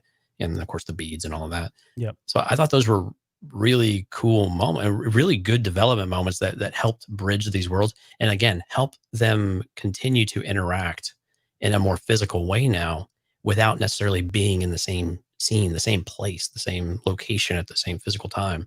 And it really strengthens and kind of gives the force a new dynamic, and then continue to build on that dynamic that they gave to us in Last Jedi. Yeah. No, yeah, and I would say too and I guess the one big moment, I guess the only other power that we saw manifest here was just the passing of the lightsaber, which we'll get to in a little bit here because it's kind of a big moment. But again, those types of things, I mean, I've really tried. Like I went back and looked. The closest I could think is if you ever played Knights of the Old Republic 2, Sith Lords. There's two characters in it. The main character and this other Sith Lord, or is she a Sith? I can't remember. No, she's a Jedi. I can't remember her name, but they had a way they could talk over long distances, and they kind of had this special, unique bond. Nothing on this level. And again, you're talking about in the old Republic stuff where people. I put a meme out there today where people would go out and eat worlds. I mean, that's how powerful these characters were. I mean, they were just beyond comprehension because of how long ago this was and how powerful the force was and all that stuff. But there really is. It's kind of unprecedented. I don't know that we have anything that's ever been shown or anybody that's been able to display this sort of power. And then the big one, I guess, is also later on. They are basically a health battery, right? They Right. heal Palpatine. He's able to tap into whatever they have, that dyad, that force, and able to kind of heal himself, regenerate himself, and get himself back up to fully charged kind of thing, and drain them and all that. So Right. really cool stuff. All right, let's talk about not so cool stuff. Let's talk about race parents because this is as a parent, I have a problem with this one. But the story that was being told here is that Ray's vision. So this is kind of again retrospectively looking at this now that we've seen 9. How does that play into 8? You've got Ray's parents essentially saying, "Look, we know the Emperor, my dad, Ray's father, my dad's looking for you." And I really feel like the best thing to do is take you to a desert planet, sell you off to this Unkurt Plout, who's probably a terrible person, and he is. We know he's a terrible person. And but don't worry, you'll be safe. And that's essentially that's what they say. He says in the movie, he says, "You'll be safe here, I promise." I don't know how he makes this promise, or what is it that he feels like he can promise, or what's going to happen. The conditions exist that she is 100% safe, and maybe, arguably, maybe she was because they never found her. But it just seems like that really the best choice as a parent, because Kylo Ren tells her they sold you to protect you, and I don't know. I just feel like they're the worst parents ever. But maybe I'm wrong. Why does she need to be sold? I I guess don't. the question I Yeah, have. I don't know. I don't know I why. mean, yeah, usually just go stash them with a friend or something like that, right? Or like what they did with with Luke and Leia. So I have no idea. This was, I think, again, this was, I'm going to call it sloppy, but it's more of a again, we're just trying to tie up loose ends and try to do this and make it explain what we've seen when there's really not a great explanation for it, based Yeah. on where we're at. And, it's unfortunate. Again, these scenes end up being, at least for me, they ended up being a bit more throwaway. I think there's some people who, really enjoy these and feel like it really, adds something to it. But for me, it almost distracts from, from the greater story. It gives us a little idea, gives us a little motivation, but overall didn't really, her parents loved her. Cool. They were still descendants of Palpatine. So it's an interesting dynamic, but Yeah. sorry. No, you're fine. I agree. This is just stuff that I feel is like collateral damage in terms of like scripts and last minute production stuff that we know was going on, that sort of thing. Yeah, that's Probably very just true. casualty stuff. Yeah. Unfortunately, the other thing that's I mentioned this when we did the I think when we talked about The Last Jedi, this came up. We talked about it when we did the review, or at least when we talked about the first episodes after The Rise of Skywalker came out. But this idea that Palpatine, it doesn't feel like he really knows what he wants to do with Rey. Like one Right. moment he's like, "I bring her to me," or as Snoke, he wants her. Now then he wants her dead. Then he wants to train her. He wants to convert her. I mean, in this movie, we know. Well, he contradicts himself even in this movie, but I guess what he lands on finally is, okay, I need her here, bring her to me because she needs to perform this sacrifice in order for my essence to transfer into her, which essentially would be all the Sith transferring into her, and then I can live somehow vicariously through her or eventually take over her body. We don't know what that looks like. Right. But we know that he was tapping into this. We know that he was tapping into this immortal life kind of thing. And as a quick segue, there is the Dark Legends book that's coming out, which is, and I do have this one in front of me, so I'll pull it. This book here, there is actually a really cool story that kind of dives into this, and it's called Immortal Life or something like that. And it explains that this started thousands of years ago. There's a Sith Lord named Darth Noctis, and I don't know if I should be talking about that. I think I can. But Darth Noctis is kind of one of she realizes that this idea of searching for life everlasting has gone on for years and years and years. And she eventually makes her way to Exegol as well. And it's in Exegol that she finds some of the research that we know Palpatine now used in order to be eternal, right? Life eternal. And one of the requirements is there has to be a sacrifice. Again, it's explained in this book, so you can read it and you'll enjoy it. It's a really great story. But one of the components of life eternal is there has to be a sacrifice. And so this idea of, she needs to kill him, but it does need to be him accepting the death. And that's kind of a vital piece of it all. She couldn't just go kill him and not perform this ritual. It has to be part of the ritual that he goes through in order for this to happen. So to his credit, at least he got it right, and we understand where he's going. My problem is, and I guess where the big talking point for me really around this particular piece was just about how it seemed like he was going back and forth and like he really didn't know what he wanted. And if we take it at face value, he's always been in this thing, this apparatus, this Deus Ex Machina thing that allows him to be alive. So it seems like he would always have wanted her or someone to be there in order for the sacrifice to happen so that he could transfer in. But anyways, thoughts on Mr. Wishy-Washy and Gramps' indecisive. That's what we talked about last week, right? I mean, he can't make his mind. It doesn't make sense. Some of the things he's saying, kill her, especially in the Last Jedi. He's like, he takes what he wants from her, and then he's going to offer right then and there. It seemed pretty clear. And actually, I'm glad you brought some of the book into this, because that maybe helped answer some of my questions. I started thinking about like the Return of the Jedi, where he's goading Luke on to strike him down.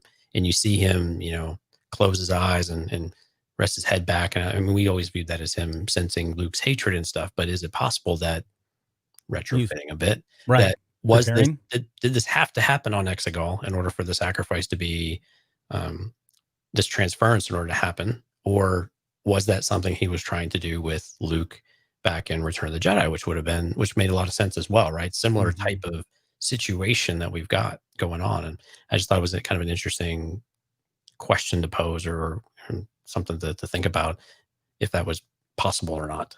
But yeah, I agree with you in general, that the inconsistency of what he wants to do with her and how she fits into the story. And we can always chalk it up to Palpatine always manipulating along the way and doing what needs to be said in order to motivate the characters in the right path and the right way in order to meet his objective and his ultimate plan. Yeah. And so I think we will just continue to give Palpatine all the credit in the world for being a really evil, nasty guy.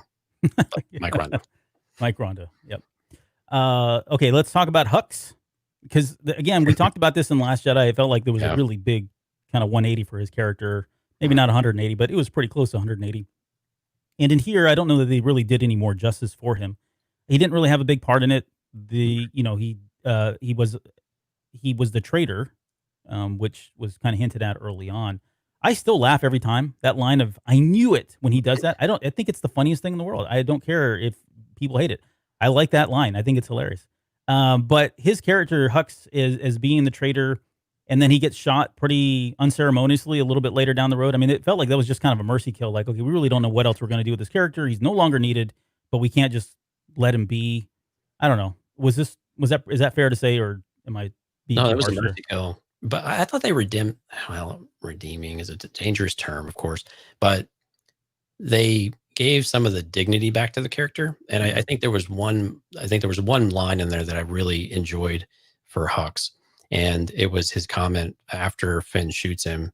Why are you helping us? It was, he doesn't care who wins. He just wants Kylo Ren to lose. You're right. And I think that comment right there for me, I was like, I'm satisfied with where this character ended up in this moment. And they didn't. They redeemed some of the childish type of behaviors we had to tolerate with Last Jedi. We still got some of the nervousness at the beginning with the helmet. Kylo asking him if his appearance disturbs him or something to that effect, and we still get the nervousness. Good show basically.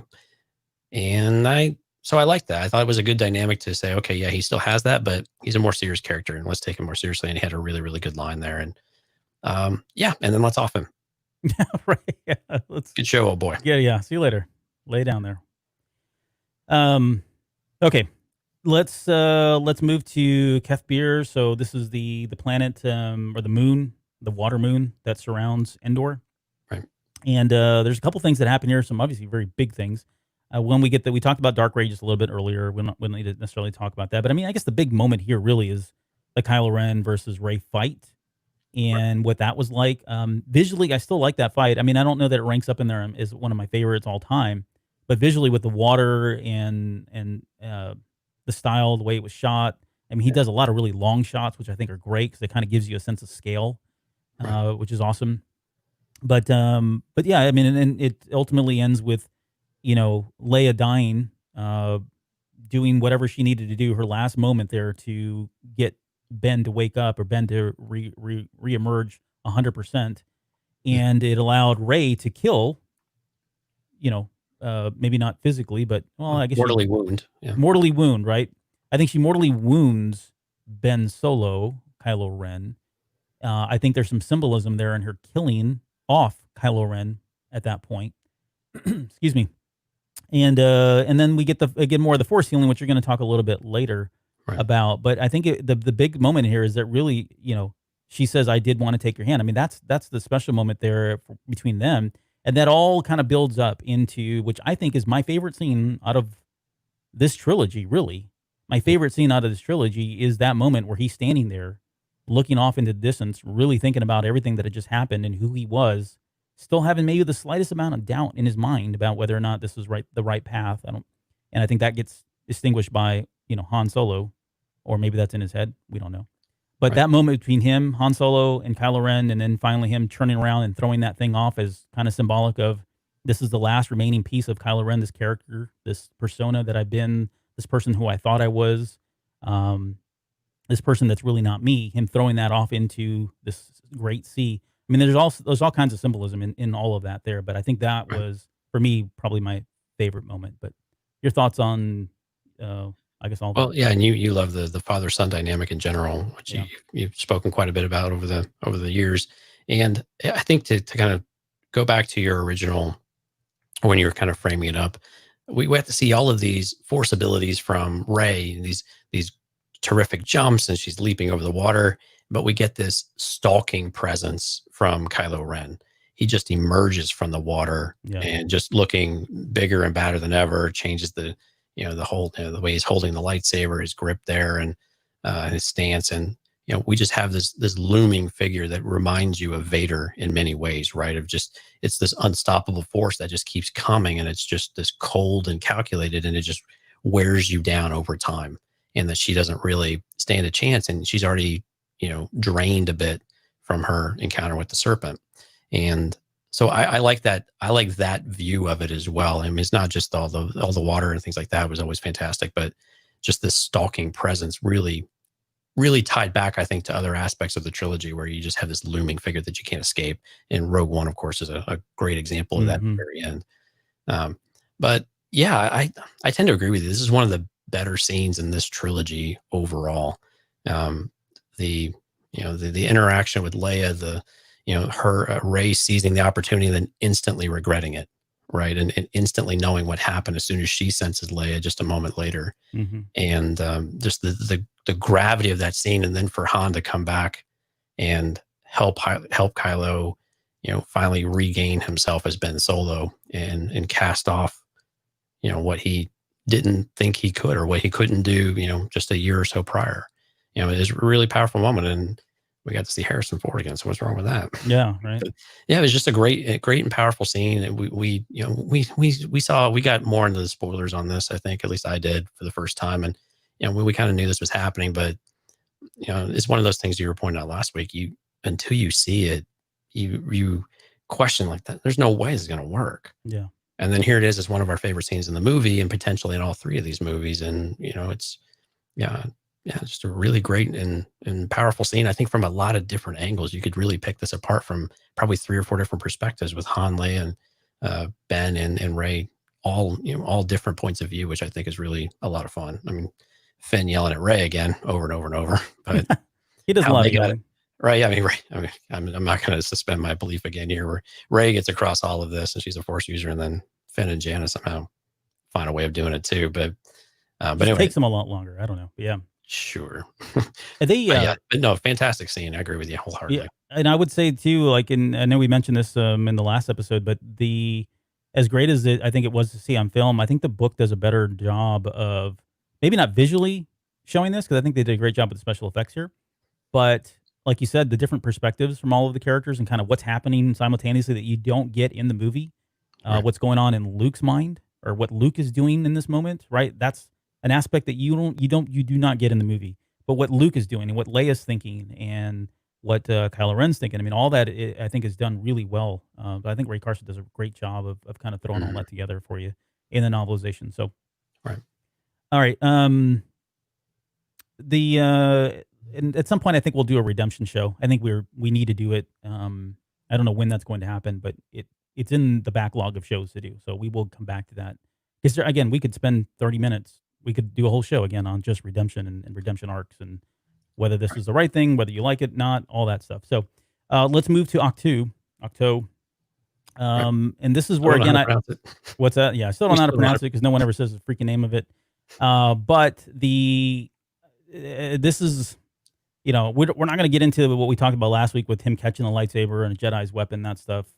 Depending on your point of view, it's either someone saying that was the wrong thing to do and I'm writing it, or you can take the view of, no, he's learned his lesson, that when he sat down with Yoda got through to that guy and told him, this is not what you need to do. And now this is him showing that, displaying that, right? Being the leader that Yoda wanted. However you want to take it, totally cool either way, but we're not going to talk about that. I think the more interesting, maybe not the more interesting, but one of the more interesting things, or an interesting thing, is Rey saying that she's going to do what Luke did. And this is one where I kind of struggle, like, okay, so really, would she do this? And depending on the day and depending on my mood, I can make a defense one way or the other. In the defense of it, I would say that she doesn't really know Luke that well. She didn't know him very long. She knows what he did. And if you suspend disbelief again and you take everything at face value, it's really not that hard for her to get to this point to say, you're right, I'm out too. I can't do this by myself. I am not Luke Skywalker. I'm not a legend. I can't bear the burden of the entire galaxy, and I can't be the savior of the entire galaxy, because that's essentially what she is at the end of The Last Jedi. Because, I mean, Leia notwithstanding, she is the Last Jedi. She's the one person that needs to be able to bring back the Jedi Order, and now she's got to go kill Palpatine, who she's just found out is her grandfather, right? Same kind of dynamics there from Luke and and Return of the Jedi, Return of the Jedi, where he's like, I can't kill my father, right? Right. So all that's kind of playing into it. So I think it's easy for you to kind of again make a defense as to why she would make the same decisions. I just don't know that that really is the Rey that I would have written or the Rey that I want. Well, I think we got to look at where she is at this moment, though.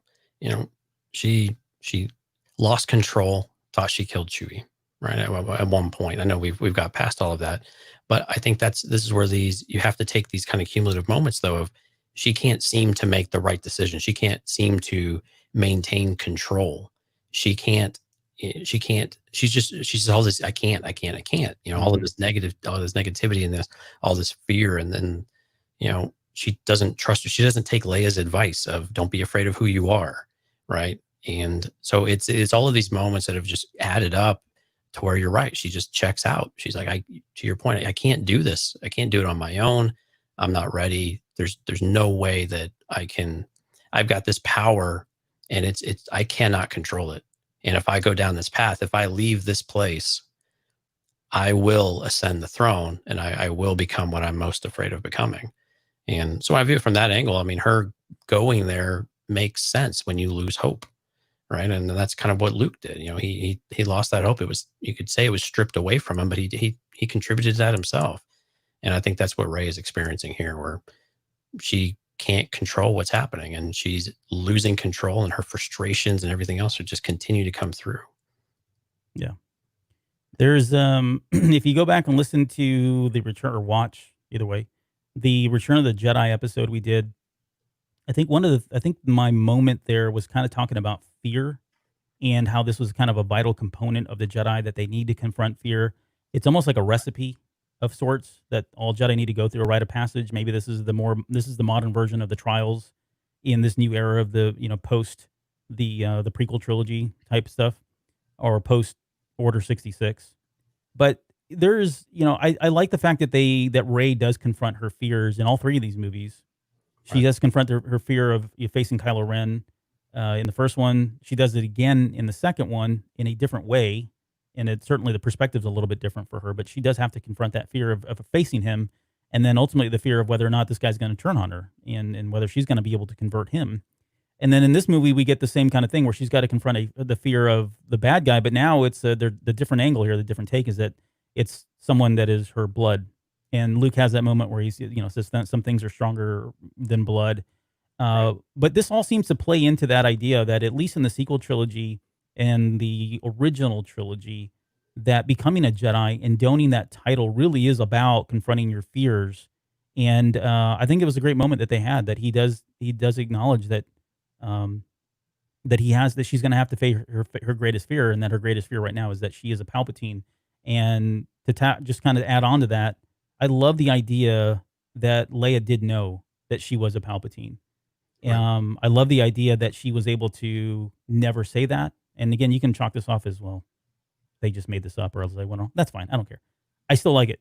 It works. I think it works. I think it works for Leia's character too. I think she is somebody that would say, I'm going to look past the fact that she's this, because I've already lost my son, and I want to make the most of this. I want her to be a better person. I want her to not have that kind of shadow looming over her head. And I think she's better off for it now. Yeah, no, I tend to agree with you. I mean, we get Luke finally admit, that he was wrong, and to finally give her kind of that guidance of, look, we all have to do this. And I think that what I took away from some of the scene was that it's not confronting fear one time and being over, and that's it. And you've done it. You've achieved it. Go Jedi. Mm-hmm. It's this aspect that you will continue to come across this in different ways as you continue to progress. And this is what Luke lost sight of and had to regain this perspective. And then unfortunately didn't pass it to Rey earlier, but eventually passed it to her to help her get over this hurdle here, and to understand and give her that confidence boost that she really needed to kind of get back in the game. But I'm with you. I really do like that Leia had a choice, and that Leia knew that she was a Palpatine, and that she viewed it as a spirit. Because of who you are, where you come from doesn't mean, or where you come from doesn't necessarily dictate who you are, who you can be, or who you will become. And I think that was the general comment of, she saw your spirit, right? And her spirit. And we see this throughout the movies. I think when we think back to Force Awakens and the very innocent character that we saw and how she was willing to help everybody, how she was willing to help BB-8 and take care and defend people and defend a droid that she barely knows, and we see those moments and we know that she's got a good heart and that she can overcome these things. And she's just, she just has to have the courage to do it. And then, and the faith that she's, that she can do it and that she believes in herself and that she's not afraid to push herself forward and let go of the things that everyone wants to tell her. It was the same with Luke and Jedi. This is your destiny. I mean, how many times did we hear it? Yeah. Between Vader and Palpatine, and it was crammed down your throat. You think you believe it after a time, but you have to have the strength to resist that. Yep. Yeah. No. Good point. The Leia's training. So for those of us that have been fans of Legends for a long time and kind of know where Leia went to eventually, this was a great moment for us to be able to see something of what that training looked like officially in canon. I think, I walk away from the novelization more than the movie. I walk away from the novelization with this idea that she was probably more powerful. If not, she had more potential than Luke Skywalker. Yeah. And maybe because she was the older child, I don't know. Maybe there's something there. No, that's a joke. But she does seem like do you ever think, and this is really stupid and silly, but do you ever think they actually went back and tried to do the midichlorian counts? Do you think, my guess is Luke found something and found the science or the whatever that talked about how there's some direct correlation between midichlorian counts and your ability to use the Force or your power in the Force. And do you think he ever went back and did any testing? Do you think that was ever a thing and confirmed that she had some higher count than he did? I honestly don't even know how to answer this question, Albert. and I'm actually beside myself that we're having this conversation now because I just want to talk about midichlorians. Can you tell? Right. Yeah. I'm going to go with no. No. Okay. Next, let's think. Luke thought it was all BS. All right. That's fair. We're going to do a midichlorian show. I promise you. I keep saying that, but we're going to do one. I've got a lot of thoughts around it. To your point about Leia, though, yeah, the book does a really fantastic job of definitely basically telling you that they had different Force abilities, but it certainly suggested that she was the stronger of the two in certain ways, I think. But I like that they were very complementary type of skill sets. They didn't have overlap. And in the book, it did a really nice job of saying, Luke was excited to learn from Leia, where she was viewing him as a bit arrogant and things like that, and we had him pull back from that and say, no, I'm excited to learn from you now as well. Yeah. So, I mean, that's drawn on the book a bit, but I agree. Those was a really cool scene to see on screen, though. I was really glad they made this work. Yep. The book really enhances it too. Yeah, it was one of my favorite moments, I think, from the movie. Just being able to see that, and I think if I remember correctly, I'm trying to remember what wording. I think they use it. They said it came more natural to her, was how it was explained. Yep. Whether that equates to being more powerful, I don't know, but another discussion for another time. But yeah, and it helped explain some of the stuff in Last Jedi to an extent. Yes. So yeah, it's worth going in there and listening to that or reading it if anybody has the opportunity. So let's talk about the Rise of Red 5. That was one of the things. I'm just going to put this out there. I called this a long time ago. I called it for Last Jedi. It didn't happen. And I felt really disappointed that it didn't. But we did get to see it in Rise of Skywalker. That's all I'm going to say. I got a question for you. Oh boy. Okay. On Octo, wasn't the door part of the X-Wing? Yeah. Okay. I'll just leave it at that then. Just roll with it, man. We've got other things to. I've got to suspend everything else. I know. It's come up. It's come up, and I think I don't know the maybe one of our watchers, viewers, listeners, whatever will know, but I'm almost positive this came up, and it was somebody from the story group that explained this, that it was a part of it, and I think someone was like, well, it's from the wing, and then they debunked that and said, no, it's not actually from the wing, it's from a different part, and that if you look closely, it does show that it's missing in one scene, and I don't know. Again, this is one of those things that yes, I get what you're saying. I know you're not hung up on it, but people. Okay, so Utini, you have a homework assignment because you like to pick things apart for us and help us out with some of this stuff. So Utini, help research this and find this for us of where this missing part came from. Screenshot or didn't exist. Yeah, people are Googling right now. I guarantee you. This is next week's trivia question. Yeah, exactly. Can't take note of that. Okay, let's move to the Battle of Exegol. We got to see Rey be tempted as Empress Palpatine. He even calls her that. Right. He says, "I haven't come to lead the Sith. She says, "I haven't come to lead the Sith. I actually come to destroy them." And Palpatine has this question of, as a Jedi, he seems to be so hung up on this idea. And again, I don't know. It's probably nothing. It's probably just one of those things that as they're writing this, they don't realize they are. Or maybe it is a conscious thing, but it just seems like he is so obsessed with somebody killing him, but not just somebody ending him, a Jedi in particular ending him. And I've never heard a good explanation as to why this is. Again, it could just be that it's common or it's coincidence, I guess, that they've always written this. But he says as a Jedi, and I guess the question is, why is this so important? Why is it important that a Jedi is coming to him? Did he have some vision that someday a Jedi would be the one that ends his life? And so he's been really like, on edge that anybody that's running around with a Jedi title, and maybe that's why he wiped all of them out, because at some point he foresaw his destiny being death at the hands of a Jedi without any particulars. Right. Does it make Jedi represent hope in the galaxy, right? I mean, we've established that in Last Jedi. But I think the other thing, though, I didn't quite look at it from this perspective, so I'm trying to think through this, but it's interesting that a Jedi would have to be the one to kill him if that were the case. I think that would be actually neat, because there's a correlation with that with the crystals, and bleeding the crystals. You have to kill a Jedi as a rite of passage, take their crystal or take their lightsaber and take their crystal and then bleed it, right? It's how they have to acquire it. And so I kind of like this link between those two of, not only do you have to kill the Jedi in order to achieve a certain, rank, I guess, if you will, or a certain accomplishment, but one needs to strike you down in order to corrupt them and corrupt the light side, if you will, in order to have them ascend and have the Sith reborn into effect. So I kind of like that connection there. I hadn't really thought about it that way, but that's kind of fun thinking about on the fly. What do you think about that? I like it. I think it makes more sense than what I have in my head, which is it was all coincidental. I think you put good reason and rhyme behind it. So we've talked about Palpatine's plan for immortal life and all that. I think we've touched on that. I think the only lingering question that I had in the notes, at least, was, had Ben not showed up, like, what was Rey's plan? And we don't. Yeah. I mean, we won't even touch it. I'm going to throw it out there. If you guys want to comment on that, and certainly in the channel now, or if you want to drop us comments in any of the ways you get this, I'm curious as to what people think. Like, what would have been her contingency? Because at that point, when she showed up, she wasn't expecting Ben to show up. He just did, and that was a pretty, obviously, a game changer. But she was right there, and I don't know, was she going to just do it? And what would that have been? Yeah, because she was losing the fight.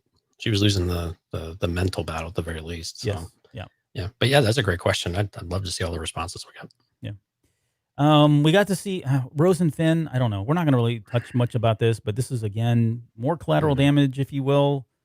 She saves him in the last movie at the very last minute. And then in this movie, she's kind of, he's running off to go kill himself again. She's like, okay, good luck.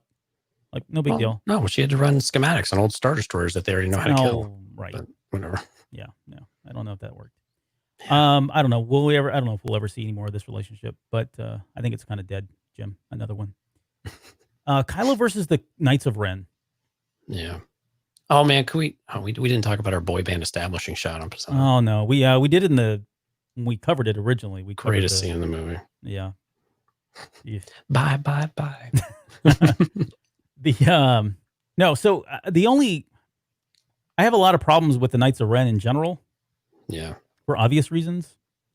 They're a huge disappointment. Yeah, I mean, and again, this is all going back to just the what's the word? I don't know. Discombobulated storyline that we've got. But that's not the point. The point of this is it does seem still a lot of character that he has a relationship with these guys. We know that. We've seen his relationship in the comics. And we probably are going to see more, I would guess, at some point. But here they are. They're on Exegol. He shows up, and there isn't a moment of dialogue between any of them at all. Right. And maybe it happens. It wasn't in the novel, right? We didn't get anything on novelization. But I have a really hard time wrapping my head around the fact that he's had this relationship with them. They know who he is, and there wouldn't be some kind of dialogue or banter going back and forth with the Knights of Ren, because we know they do speak. Right? They're all Force sensitive. They're just human beings. They're no different than us. They've got a relationship with him. He was their leader. He was just leading them not that long ago, and nothing happened. But I mean, again, it's not am I losing sleep over it? No, but it just feels weird that that wouldn't have happened. Well, there's a question mark in there. I think some of it is, was it the book? I think that did this, the mantle of leadership with the helmet, I believe, or something to that effect, was important for them. Whoever had the mantle, they would lead, or they would follow, really without question. There was undying loyalty of sorts. And as soon as he shed all of that, then those loyalties went out the window. Yeah. And that's about as far as I've been able to get onto it, of why, I don't know. And they needed a roadblock to stall him getting to Rey, and of course past the lightsaber. So logistically in the movie, you got to do a few things. But it doesn't make sense in order for them to kind of, they're there at every turn too. I mean, that's the other thing. They're just at every turn. And so who do they really answer to? Do they really answer to Palpatine? Because that kind of works against the Knights of Ren, like the legend of it. Yeah. But yeah. So no, you're not losing sleep over it. Or no, at least not the wrong way, but not anymore. I'm much better now. Thank you. It was a cool fight, and we got a lightsaber fight out of it, which was neat. Yeah. Oh, I mean, it's still one of my favorite scenes, and that that moment of like levity where he like does the thing, and then does. I mean, that whole scene. Well, yeah. Well, and we get to see. This was. I was watching this. The comment was made was, there's so much life to Ben Solo in the scene now. Right. And we didn't see this kind of energy in this, there's this aura about him now that we got to see with the battle with the Knights of Ren finally, that we hadn't seen before, which I thought was really great, and really set the tone and helped us understand who Ben Solo truly was, and what he represented, what kind of what he looked like, what he was capable of. Yeah. Yeah. The, so we got, obviously he does that. We get them confronting, Palpatine. All of this is great stuff. The only complaint really here is just the coloring, all the blue that's washed out. And I don't know if that's a style thing that J.J. Abrams wanted to do or whatever, but it was great to see them together. I still get chills every time they both turn and face and the blue lightsabers come up, and knowing that those are Luke and Leia's. I mean, that's Star Wars, in my opinion. It's a great moment. The whole idea of that they're the dyad and that they're standing together, dying together, that makes sense at this point. And then, we talked about the life force bond kind of healing them. From that, we transition over into the big Lando moment with him coming in and saying they're more of us. Again, this feels very Star Wars. This feels very, they're just Ewoks, right? In Return of the Jedi, these are just people that show up. And this is Star Wars. This is the DNA of Star Wars, is that everyday people can do great things if they're inspired to do so, which was kind of the message of this whole movie and Poe Dameron's speech and all that, right? Right. And Last Jedi too. That was the premise there towards the end. Yeah, of course. Yeah. They were they set a lot of the groundwork there to kind of get to this point here for sure. And but the question and one of the things that gets debated a lot these days is, okay, why Lando? He says, Lando, you did it. Finn yells that out, and I think people take that at face value. Maybe give Lando way too much credit. I don't think that he really meant that it was Lando per se specifically that did it. I mean, someone had to do things, right? Take some physical actions in order to bring everybody together. But I really feel like it was a combination of things. And this doesn't get discussed in the books. It doesn't obviously get touched on in the movie. They just say, Lando, you did it. But really, it's a combination of things. It was one, Luke sacrificing himself, right? The legendary Luke Skywalker taking on the Empire one final time. That was riling everybody up, getting everybody, I guess what I'm saying is, a year from The Last Jedi, we're in a different place. And it did take somebody finally like a Lando, like a war hero, legend, whatever, to finally capture on that momentum, capture on the spirit, capture on the desire that everybody has, the rebellious nature of all of them now, for finally putting their foot down, saying, we don't want any more of this, and then loading up the minivan and heading out to follow Lando Calrissian to go take on, an infinite amount of Star Destroyers with Death Star tech. But I guess anyway, any thoughts on that particular scene when he comes in and we get to see Babu Freak? And I mean, visually, it's freaking amazing. I just love all of those ships and the amount of work that went into that. We get to see the ghost. That was cool. Yeah, we get to see the ghost. Suspend belief yet again. It's more like, how did he do it? It's just, to your point, like, just how was it possible? How did he do it? You still got to round everybody up and tell them where to go and get them the coordinates. And that's a lot of ships to go through that pretty narrow passage that we saw both Rey and Kylo running through. But Yeah, it's epic, right? It's the grandiose battle that we were, hoping to see. How else are you going to tackle that many Star Destroyers? So it makes a lot of sense. But it was fun, and having the Falcon come down visually was just fantastic fun, and be able to see that. But I don't really have much to add to it because it's just one of those moments that, like you said, is very Star Wars of everyone comes together at the end to make a difference, and they're able to turn the tide once some things go their way. Yep.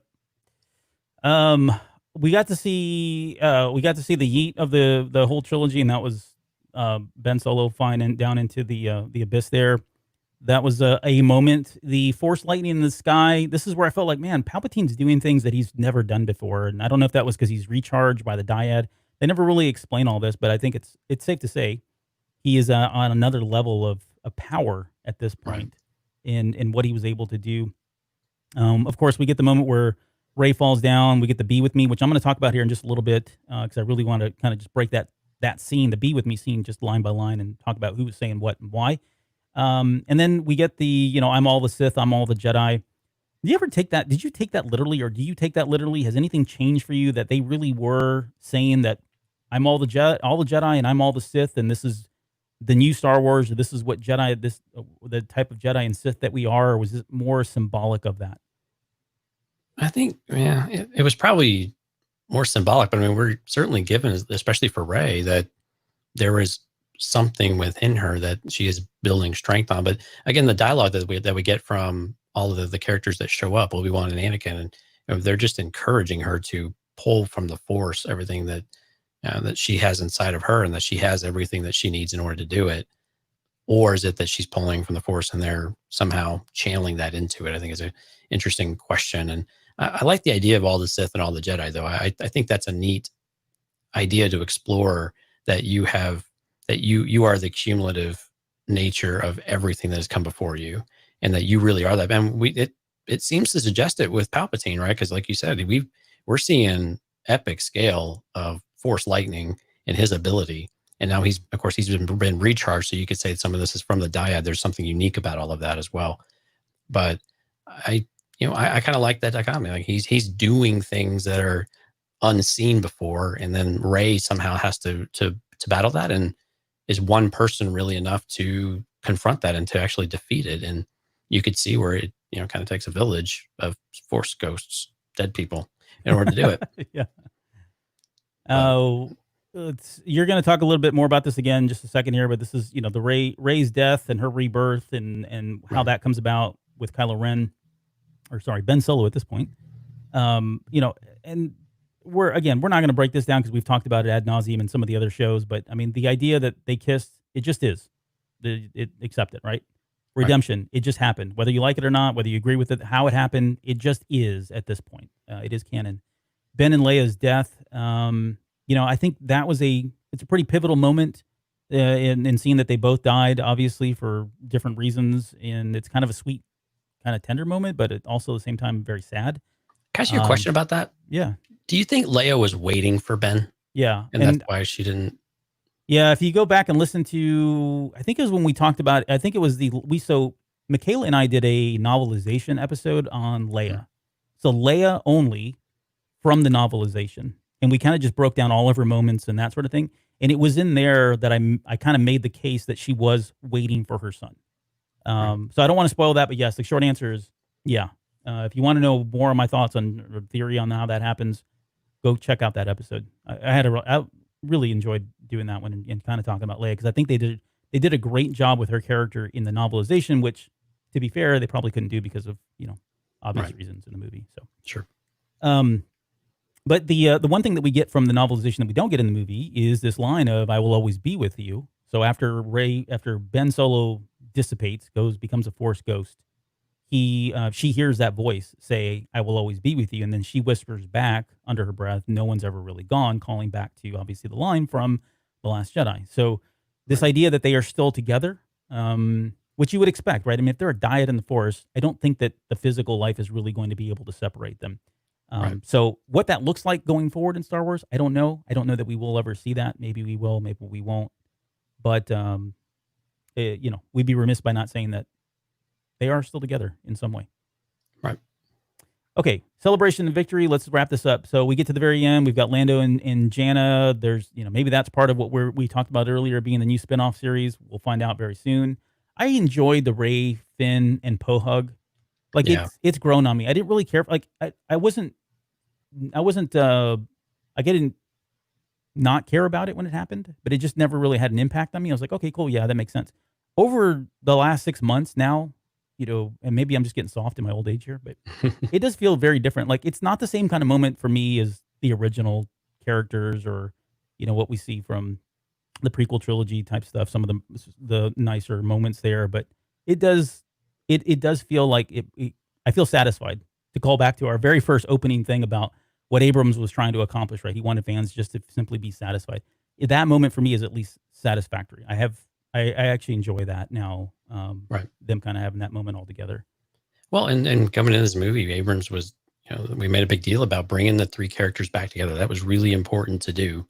Finn and Poe in particular, but really all three characters, to be able to bring them back for a while. Of course, they then disperse a bit. But yeah, to have this one last moment of kind of where it all kind of feels like, for us at least, where it all kind of began and end. Yeah. And of course, there was the social media post that they had at the end of shooting. I believe this was one of those moments where everyone kind of got hit in the feels a little bit about that. Yeah, this is really all kind of coming to an end.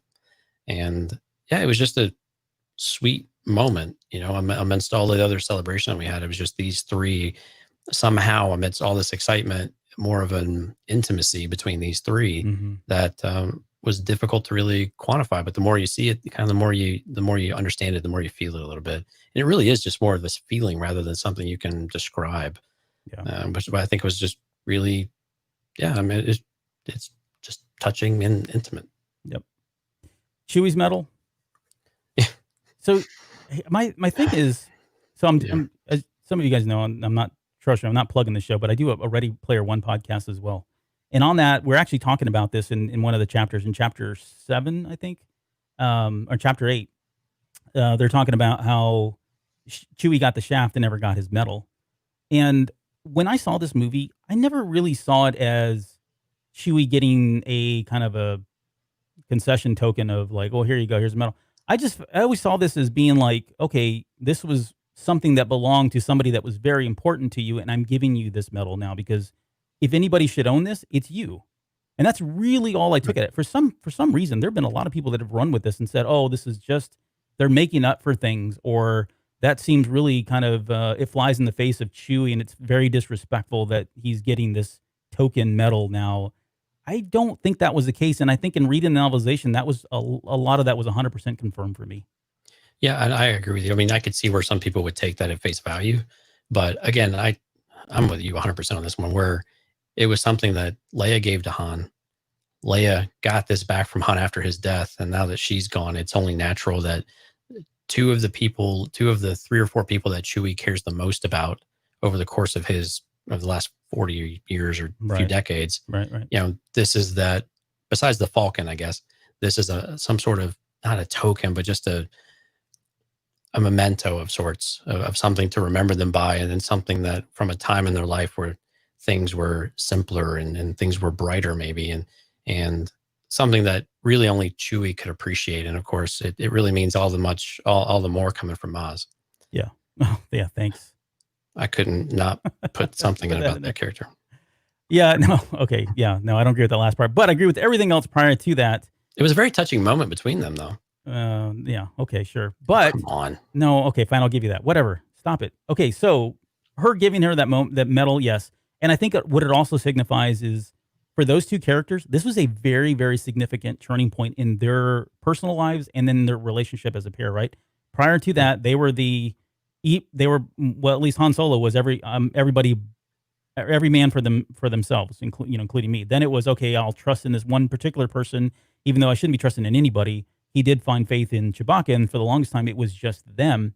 And then together, they made the conscious decision together to join the rebellion and help out, right? So it is significant in that it does represent that turning point in their lives where they made a big character development and growth as a best friend duo, or individually as people as well. So maybe more Han Solo than Chewbacca, but because Chewbacca was already fighting with in Clone Wars. But anyways, so yeah, I think that was it was poignant at least, and it certainly represents something. Okay, the final moments of the movie, burying the lightsabers, and Rey Skywalker. I guess the obvious questions are why bury the lightsabers and why take the name of Skywalker. I honestly don't know why she buried the lightsabers. Okay, Seems like kyber crystals are a bit of a rarity, short supply these maybe days. she pulled them out. But would the lightsabers mean anything then? Because I mean, the attachment, at least if we, well, I don't know. I'm trying to remember how much of this is canon. Back from the old Ilum. I think this is the original Clone Wars, where there was the way that a Jedi attaches to their, basically only one crystal is shown to them, and that's the one that they can, that's the one that they go and pick. Yeah, there's a connection between them of sorts. But yeah, I really don't understand. I mean, it was symbolic, I suppose, returning where it began, although that's not where Leia really began or ever touched foot on that soil, I guess. Yeah. So I'm a little confused there, but I mean, it's significant to us as fans, of course, and it's significant for Luke Skywalker in particular, and for Anakin as well, to come home of sorts and to lay that to rest. But then you're right. Then we get the rekindling of the Skywalker name, and maybe without the blood, without the bloodline, the Skywalker name can now evolve into something different, or something better, or maybe what it could be. But again, it's symbolic of how people view the name, I think, across the galaxy, and it's one of those rays of hope. No pun intended. Sorry. Right, I see what you did there. Yeah, that really wasn't intentional. But it's just one of those moments where you can say, okay, is it her adopting the name is because it's a very kind of altruistic type of idea, but there's a lot of impurity with the name as well. But I like that she was able to overcome it. I don't mind her taking the name. I think that's interesting. Choosing the family that you want or that you fit in, rather than just accepting what you were born into. And I think that's kind of the takeaway at the end of the day. Yeah, and that's been the message of Star Wars. Go back and look at Legends. Go back and look at anything canon. And Rebels is a great example. Rebels and Ezra. Yeah, I mean that's all. It's all. It is Star Wars, whether you like it or not. It is just Star Wars. Taking on that. It's about becoming. It's about who you are, not where you came from, and that's kind of what's happening here. I mean, I don't. There's been so much discourse around this, and it really is. It's as simple, whether you agree with it or not. It's as simple as she had two masters, and she decided to don't take that name. She didn't want to have the Palpatine name. Very similar to what Leia went through right after Return of the Jedi. She didn't want people to know that she was of the Skywalker line. And she went to great lengths to kind of keep that as secret, as private as possible because of fear of what would happen. And Rey has an opportunity here. She doesn't know what she knows what her last name is, but people don't know who she is. And so, Skywalker, sure, why not? Not a big deal. She took it. Okay. Let's get into our final stories because we've got an hour left on the show. No, I'm kidding. We're not going 3 hours. But let's start with the. I know you want to talk about the Force healing and just kind of wax some stuff around that. But go ahead. Yeah, this is one of the things that this is an idea that came from Legends or Expanded Universe, which I thought was always really cool, of transferring life force, but it comes at a cost, and I think that's the part that I wanted to more focus on, is that just bringing things back, or just healing things. Let's just focus on healing. Just focusing on the healing aspect of things. That there's some cost and there's some drain that puts on you. And I think they did a good job with Rey throughout the movie, where it doesn't feel like she's quite as sharp as she continues to do this. Right? She's not as strong. She is a bit weaker as a result, and she's wearing down. Especially when we see that with the fight with Kylo Ren after she's healed the serpent. She's just not strong. But the other aspect of it that I thought was interesting, though, is the idea of bringing someone back to life. And this is something that Palpatine, of course, kind of postulated to Anakin about being able to save someone from death. Yeah. Right. And keeping them from dying. So it's a bit of an extension of that opera discussion that they had in Revenge of the Sith. And that we've established that there's a cost when you do this lends a lot of credibility to why it cost Ben Solo his life when he decided to sacrifice himself for Rey and ending this aspect of the Skywalker line, if you will, which I think was a bit poetic in some ways. But it's important to say that there's a consequence for what you're going to do, I think, right? And I think that's the part that I think if Ben was to survive after doing this, it would lessen the impact and the draw it took on Rey earlier in the film. And I'm appreciative. Whether you like that Ben died or not, take that out of it a bit. This is kind of how this stuff would presumably work. Mhm. That it's kind of this give a life for a life, right? And who's the one that should survive, I guess, if you will. That might not be a very popular comment, but in Ben's eyes, it was a gift he could give to Rey because she's a bit purer in spirit than he is, and this was his way of, I think, accepting that fate of saying, okay, this is the way that we are supposed to end, and we can live on through this other person who can hopefully achieve the things that we were never really quite able to achieve as a family. So that was kind of in a nutshell. It was a bit more generic in some areas, but I just thought it was very nice that there was a cost and there's a consequence. I think those are things that we always have to view in life in general. If, when you're going to do something, there's an effect. So right. Are you willing to pay that price? Yeah. And I think, so I don't know if I'll say this from a Raylo perspective, only because, and I never claimed to be one. I keep really good company. One. Right. I have a lot of people that I keep in contact with that. And I think I think one of the more, interesting aspects about all of that in terms of his death and why that happened is this idea that, he was mortally wounded as much as she was. He right. found in him some way to make it up, the abyss, crawl all the way back out there. We know he was mortally wounded on near death, brink of death kind of thing. And he had an opportunity here to really just to kind of keep, self-preservation or transfer whatever little life he had left in him into her in order for her to live. And I think that was kind of what it was. It was the ultimate sacrifice. It's very similar. I mean, it parallels Vader, right? Vader was mortally wounded, coming from the, I wouldn't say mortally wounded, but he was certainly beat down by Luke Skywalker in Return of the Jedi. Right. And he had an opportunity there to potentially sacrifice his own life, which turned out to be the case, and give himself up, ultimately allowing that redemption to kind of happen. But he was able to give his own life in order to save a life, and to save a life for somebody that he loved, to save a life for somebody he felt like, to your point, had more potential, was going to do greater things, could do greater things, had lived a very a different life than he had. Who would, and we talked about this in a number of other episodes prior to, but just, and I think you mentioned it tonight too, but Rey's ability she is by definition a Jedi, right? They were very selfless.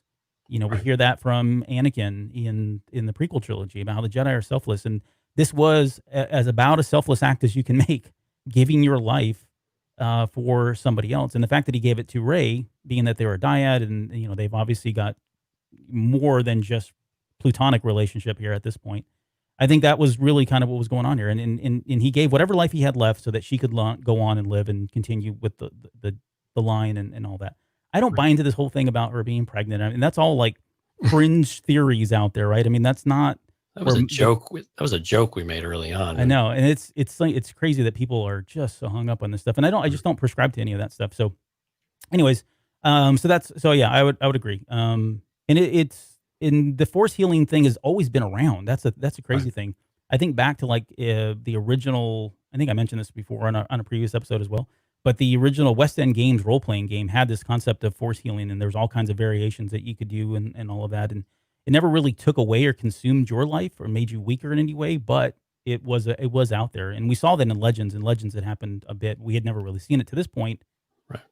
Yeah, New Jedi Order. Yeah, New Jedi Order, I think it was more of a meditation, a meditative healing trance of sorts, where you had to go deep into the force in order to rejuvenate, basically. Yep. But again, there wasn't a real cost except you were exposed. Yeah. The going back, and now this is retrospectively looking back now, I think a lot of people have made this connection with, Luke Skywalker being on his back after being attacked by the Sand People in episode 4, and Kenobi walking up and putting his hand on him, that somehow he was force healing in there to kind of wake him up out of his consciousness kind of thing. Unconscious thing. Some people have said, oh, that's the first instance of it. I don't know. Maybe it is. But anyways, that's not the point of this. Okay. All right.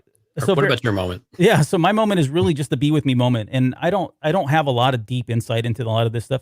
It's just one of those things that when you watch the movie, it happens so quickly, and unless you go spend the time No one's actually going out there and telling you exactly who's saying what and what's happening. And so that's what this is. So it starts off with so these are all the Force ghosts that are talking to Rey as she's laying there, on death's door, if you will. But it starts off with young Obi-Wan Kenobi. So this is Ewan McGregor saying, "These are your final steps, Rey. Rise and take them." And then you get Anakin, Luminara, and Mace all saying Rey. Next is Anakin saying, "Bring back the balance, Rey, as I did." I know this rubbed people the wrong way, but I think it's for the wrong reasons. And I think if you objectively look at this, and again, we've discussed this quite a bit, but there is no doubt in my mind, and I think if you talk to a lot of Star Wars people that follow this, I'm going to call them fans, but people that really follow Star Wars, everybody's in agreement that Anakin was the chosen one. He did bring balance to the Force. End of story. Can it come out of balance? Absolutely. It's not a one and done thing. And we got confirmation of this in freaking Master and Apprentice. And we talked about that. Go listen to that show, right? But so the balance was out of the Force was out of balance at this point. And Rey is the one that has to bring it back to balance again. And whatever the definition of that is, again, another show for another day. Okay, so going back here, Ayla Secura says, "In the night, find the light, Rey." Mace Windu, "You're not alone, Rey." Yoda, "Alone never have you been." Of course, he's got to speak that way. Qui-Gon Jinn, "Every Jedi who ever lived lives in you."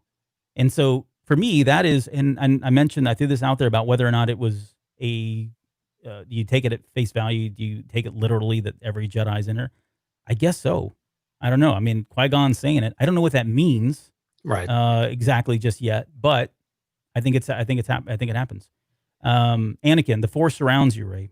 Anakin or Ayla, "Let it guide you." Ahsoka, "As it guided us." And that's really Ahsoka's only line. And I don't know. This is so when we hear that, the debate now becomes, okay, has she passed on at this point, or was that just her in the moment channeling? She was getting the call. I better pick up the phone and answer. "Oh, you need my help? Sure. Let me get a line in here." Maybe she says something. I don't know. Right. But that's really only her only line there. Mace Windu, "Feel the Force flowing through you, Rey." Anakin, "Let it lift you." Adi from Clone Wars. I think she was in Clone Wars, but I'm trying to remember where else we saw her. But Adi says, "Rise, Rey," and that's her only line. Qui-Gon, "We stand behind you, Rey." Obi-Wan, "Rey." Yoda, "Rise in the Force." Kanan finally comes in and says, "In the heart of a Jedi lies her strength." I was trying to find back. I went and did some research, and hopefully I'm wrong here, because I would love to think that in one of the episodes of Rebels or in the novelization in New Dawn or something, or one of the comics, that this was said to him. I couldn't find confirmation of that, but it just seems like it's an interesting line that he had said, that in the heart of a Jedi lies her strength. Right. It sounds like something he would say to Kanan or to Ezra. Right. I don't know. It seemed very Kanan, if nothing else. And then lastly, it's Anakin, "Rise." Qui-Gon Jinn, "Rise." And then finally we get Luke saying, "Rey, the Force will be with you always." So quite a host of different characters from a lot of different backgrounds. They're obviously all Jedi. Most of them are dead. Arguably, one is probably maybe still alive. So we'll see if there's any impact there. But that's kind of how it all breaks down. And then we get the "I'm all the Sith, I'm all the Jedi," and that's the end of this show. Right. So what's your take on the difference of what she was channeling before, when she was trying to get them to be with her, when she was on, I forgot the planet where the rebels were on, but between that moment and this moment, is it just the situation of when they decided to show up, or what's kind of your take on that of why not them, or why not throughout training, and why does everybody show up right now? Is it just the gravity of that moment or the importance of it, or is there something else you might speculate on that? Yeah, that's a great question, and I know it's one that I'm trying to think. Like, even in the novelization, they don't really touch on it too much, and so we're kind of left to wax our own theories around this, because it kind of even goes back to Obi-Wan Kenobi telling Luke Skywalker, "If you face Vader, I can't be there with you." Right. Very similar situation here, and up until this moment, going into this, I would have never thought that Jedi could be there to support somebody like that if they were fighting somebody like a Sith. I don't know the reason why that. I'm sure there's probably a reason for that. But prior to this, I don't think that would have been possible. And so I think what we're seeing here, and I don't have a really good reason, but I think what we're seeing here again is just unprecedented times, an unprecedented event, in that the Jedi knew that the only way that that she had failed. she was about to die, and that the only way they could bring balance to the Force is that they were going to have to intervene. What repercussions come of that, or what happens of that, either to them later down the road, I don't know. But it feels like they had to break a barrier. They had to do a break glass scenario where they finally decided, you know what, we're going to have to come in here. We're going to have to intervene. We're going to have to help her rise up, even though we can't physically do anything. Maybe that's the fine line, right? Is they can be in their heads. I don't know, but yeah, that's kind of where it's at. I don't know that I don't know why they were able to do it here, and what's going to come of this, but yeah, that was the part I struggled with. Was how are they all there? Because we made in the Clone Wars, the original ending of the Clone Wars, where we had Yoda on his quest to learn effectively life after death, or retaining your spirit after death, and we got to see some of Qui-Gon's journey with it, as well as in the Certain Point of View book, the Master Apprentice chapter there, which I thought was really good. But now all of a sudden we have all these voices, and again we know that everyone is one with the Force. They're part of the Force and all of that. But how is it even possible now with this? It's just a kind of a rhetorical question for you and me, but maybe some of our listeners got some additional insight on that. Would be really cool to hear. But I think that was some of the things of how is this all possible at this moment, and again, it's a pivotal moment. So it makes sense they would all, show up and team up and let her draw on all of that, or at least give her the encouragement to draw on the Force to overcome this really insurmountable task that she's got in front of her. Yeah. Okay, on that note, that's kind of the main show. Thank you for everybody that stuck around. I know we went way longer. I don't know, this may be the longest episode we've ever done, but it feels appropriate since this is the last time, maybe, that we'll talk about the Rise of Skywalker or the Skywalker Saga. No. Last jump, maybe ever. Last jump, maybe forever. All right, so let's talk about, I want to just do a couple different shout outs. So our YouTube subscribers just recently, Dale Ernman, Rob S722, Trey Thompson, Hard Countered, Trevor Stewart, Gregory Kassenmeyer, and our buddy over at 2Med2 Star Wars Network, who's joined us tonight as well. So thank you for joining there. We got some feedback on the more recent episodes. So Katya, I think she was on earlier, and I think she bounced already, but she said, "Oh my God, just discovered I can see you too. Love the podcast. Incredible how even after so many years we can still talk about Star Wars, bringing new points of view." So thank you for that. Eric Dunn says, "Really like the show. You guys are cool. I'm 48, a huge, true fan of Star Wars since the very beginning." I think I responded to that and said, "Hey, we're right there with you in a lot of ways." So thank you for that. Also, recently we got some feedback on Twitter from Isolated Tops. He says, really enjoying the series that we've done here, the 9 episodes. Serious, in-depth, fair-minded discussion. Don't agree with much of what Johnson did, but the Luke and Rey stuff ages very well, even if I didn't love the overall plot choices. And then finally, we picked up a new Patreon member. So thank you very much from the bottom of our hearts to Hellhounds, who's made his pledge via Patreon. So thank you. Again, that money goes right back into the show to cover the costs of keeping the show going and paying all our fees for getting stuff out there and tools that we use and like this stuff that we're using here to do the live shows and all that. So it goes a long way. Really sincerely appreciate it. So thank you very much, Hellhounds. Means a lot. And huge shout out to our buddy Formalis for helping me get the lighting figured out, so I'm not in darkness. So appreciate it, Bob. We can see the fine intricacies of that finely manicured beard that you sport every night. Okay, so that's going to do it for us on this episode. I'm not going to do the outro music because we'll fix that next episode. But finally, going into next week, we are going back and doing, I guess, a rewatch of sorts to some extent of The Mandalorian. So we're going to cover the Mandalorian episodes. We're going to break those down, though, in a lot more detail. So I know if you hadn't had a chance, maybe a good way to kind of prime you for those episodes is go back and listen to Mando Monday shows that Mike was doing when the first season of Mandalorian was active. He was doing those every Monday, as the show would imply. And but we're going to take those and just kind of take them to the nth degree. So we're talking 3-hour shows, breaking down 30 minutes. No, we'll break them down a little bit further and dissect them a little bit more. And we'll have the liberty of kind of now seeing the whole series and really kind of hopefully tying all that together. So hopefully you can join us for that. Any final thoughts before we get out of here? No, always a pleasure, my friend. Yes, same way. Thanks again for everybody that came out and joined us via Facebook and YouTube. Please subscribe to the YouTube channel and subscribe to all of the podcasts if you want to hear more. And with that, we will see you next week to talk about The Mandalorian. Thanks, everyone.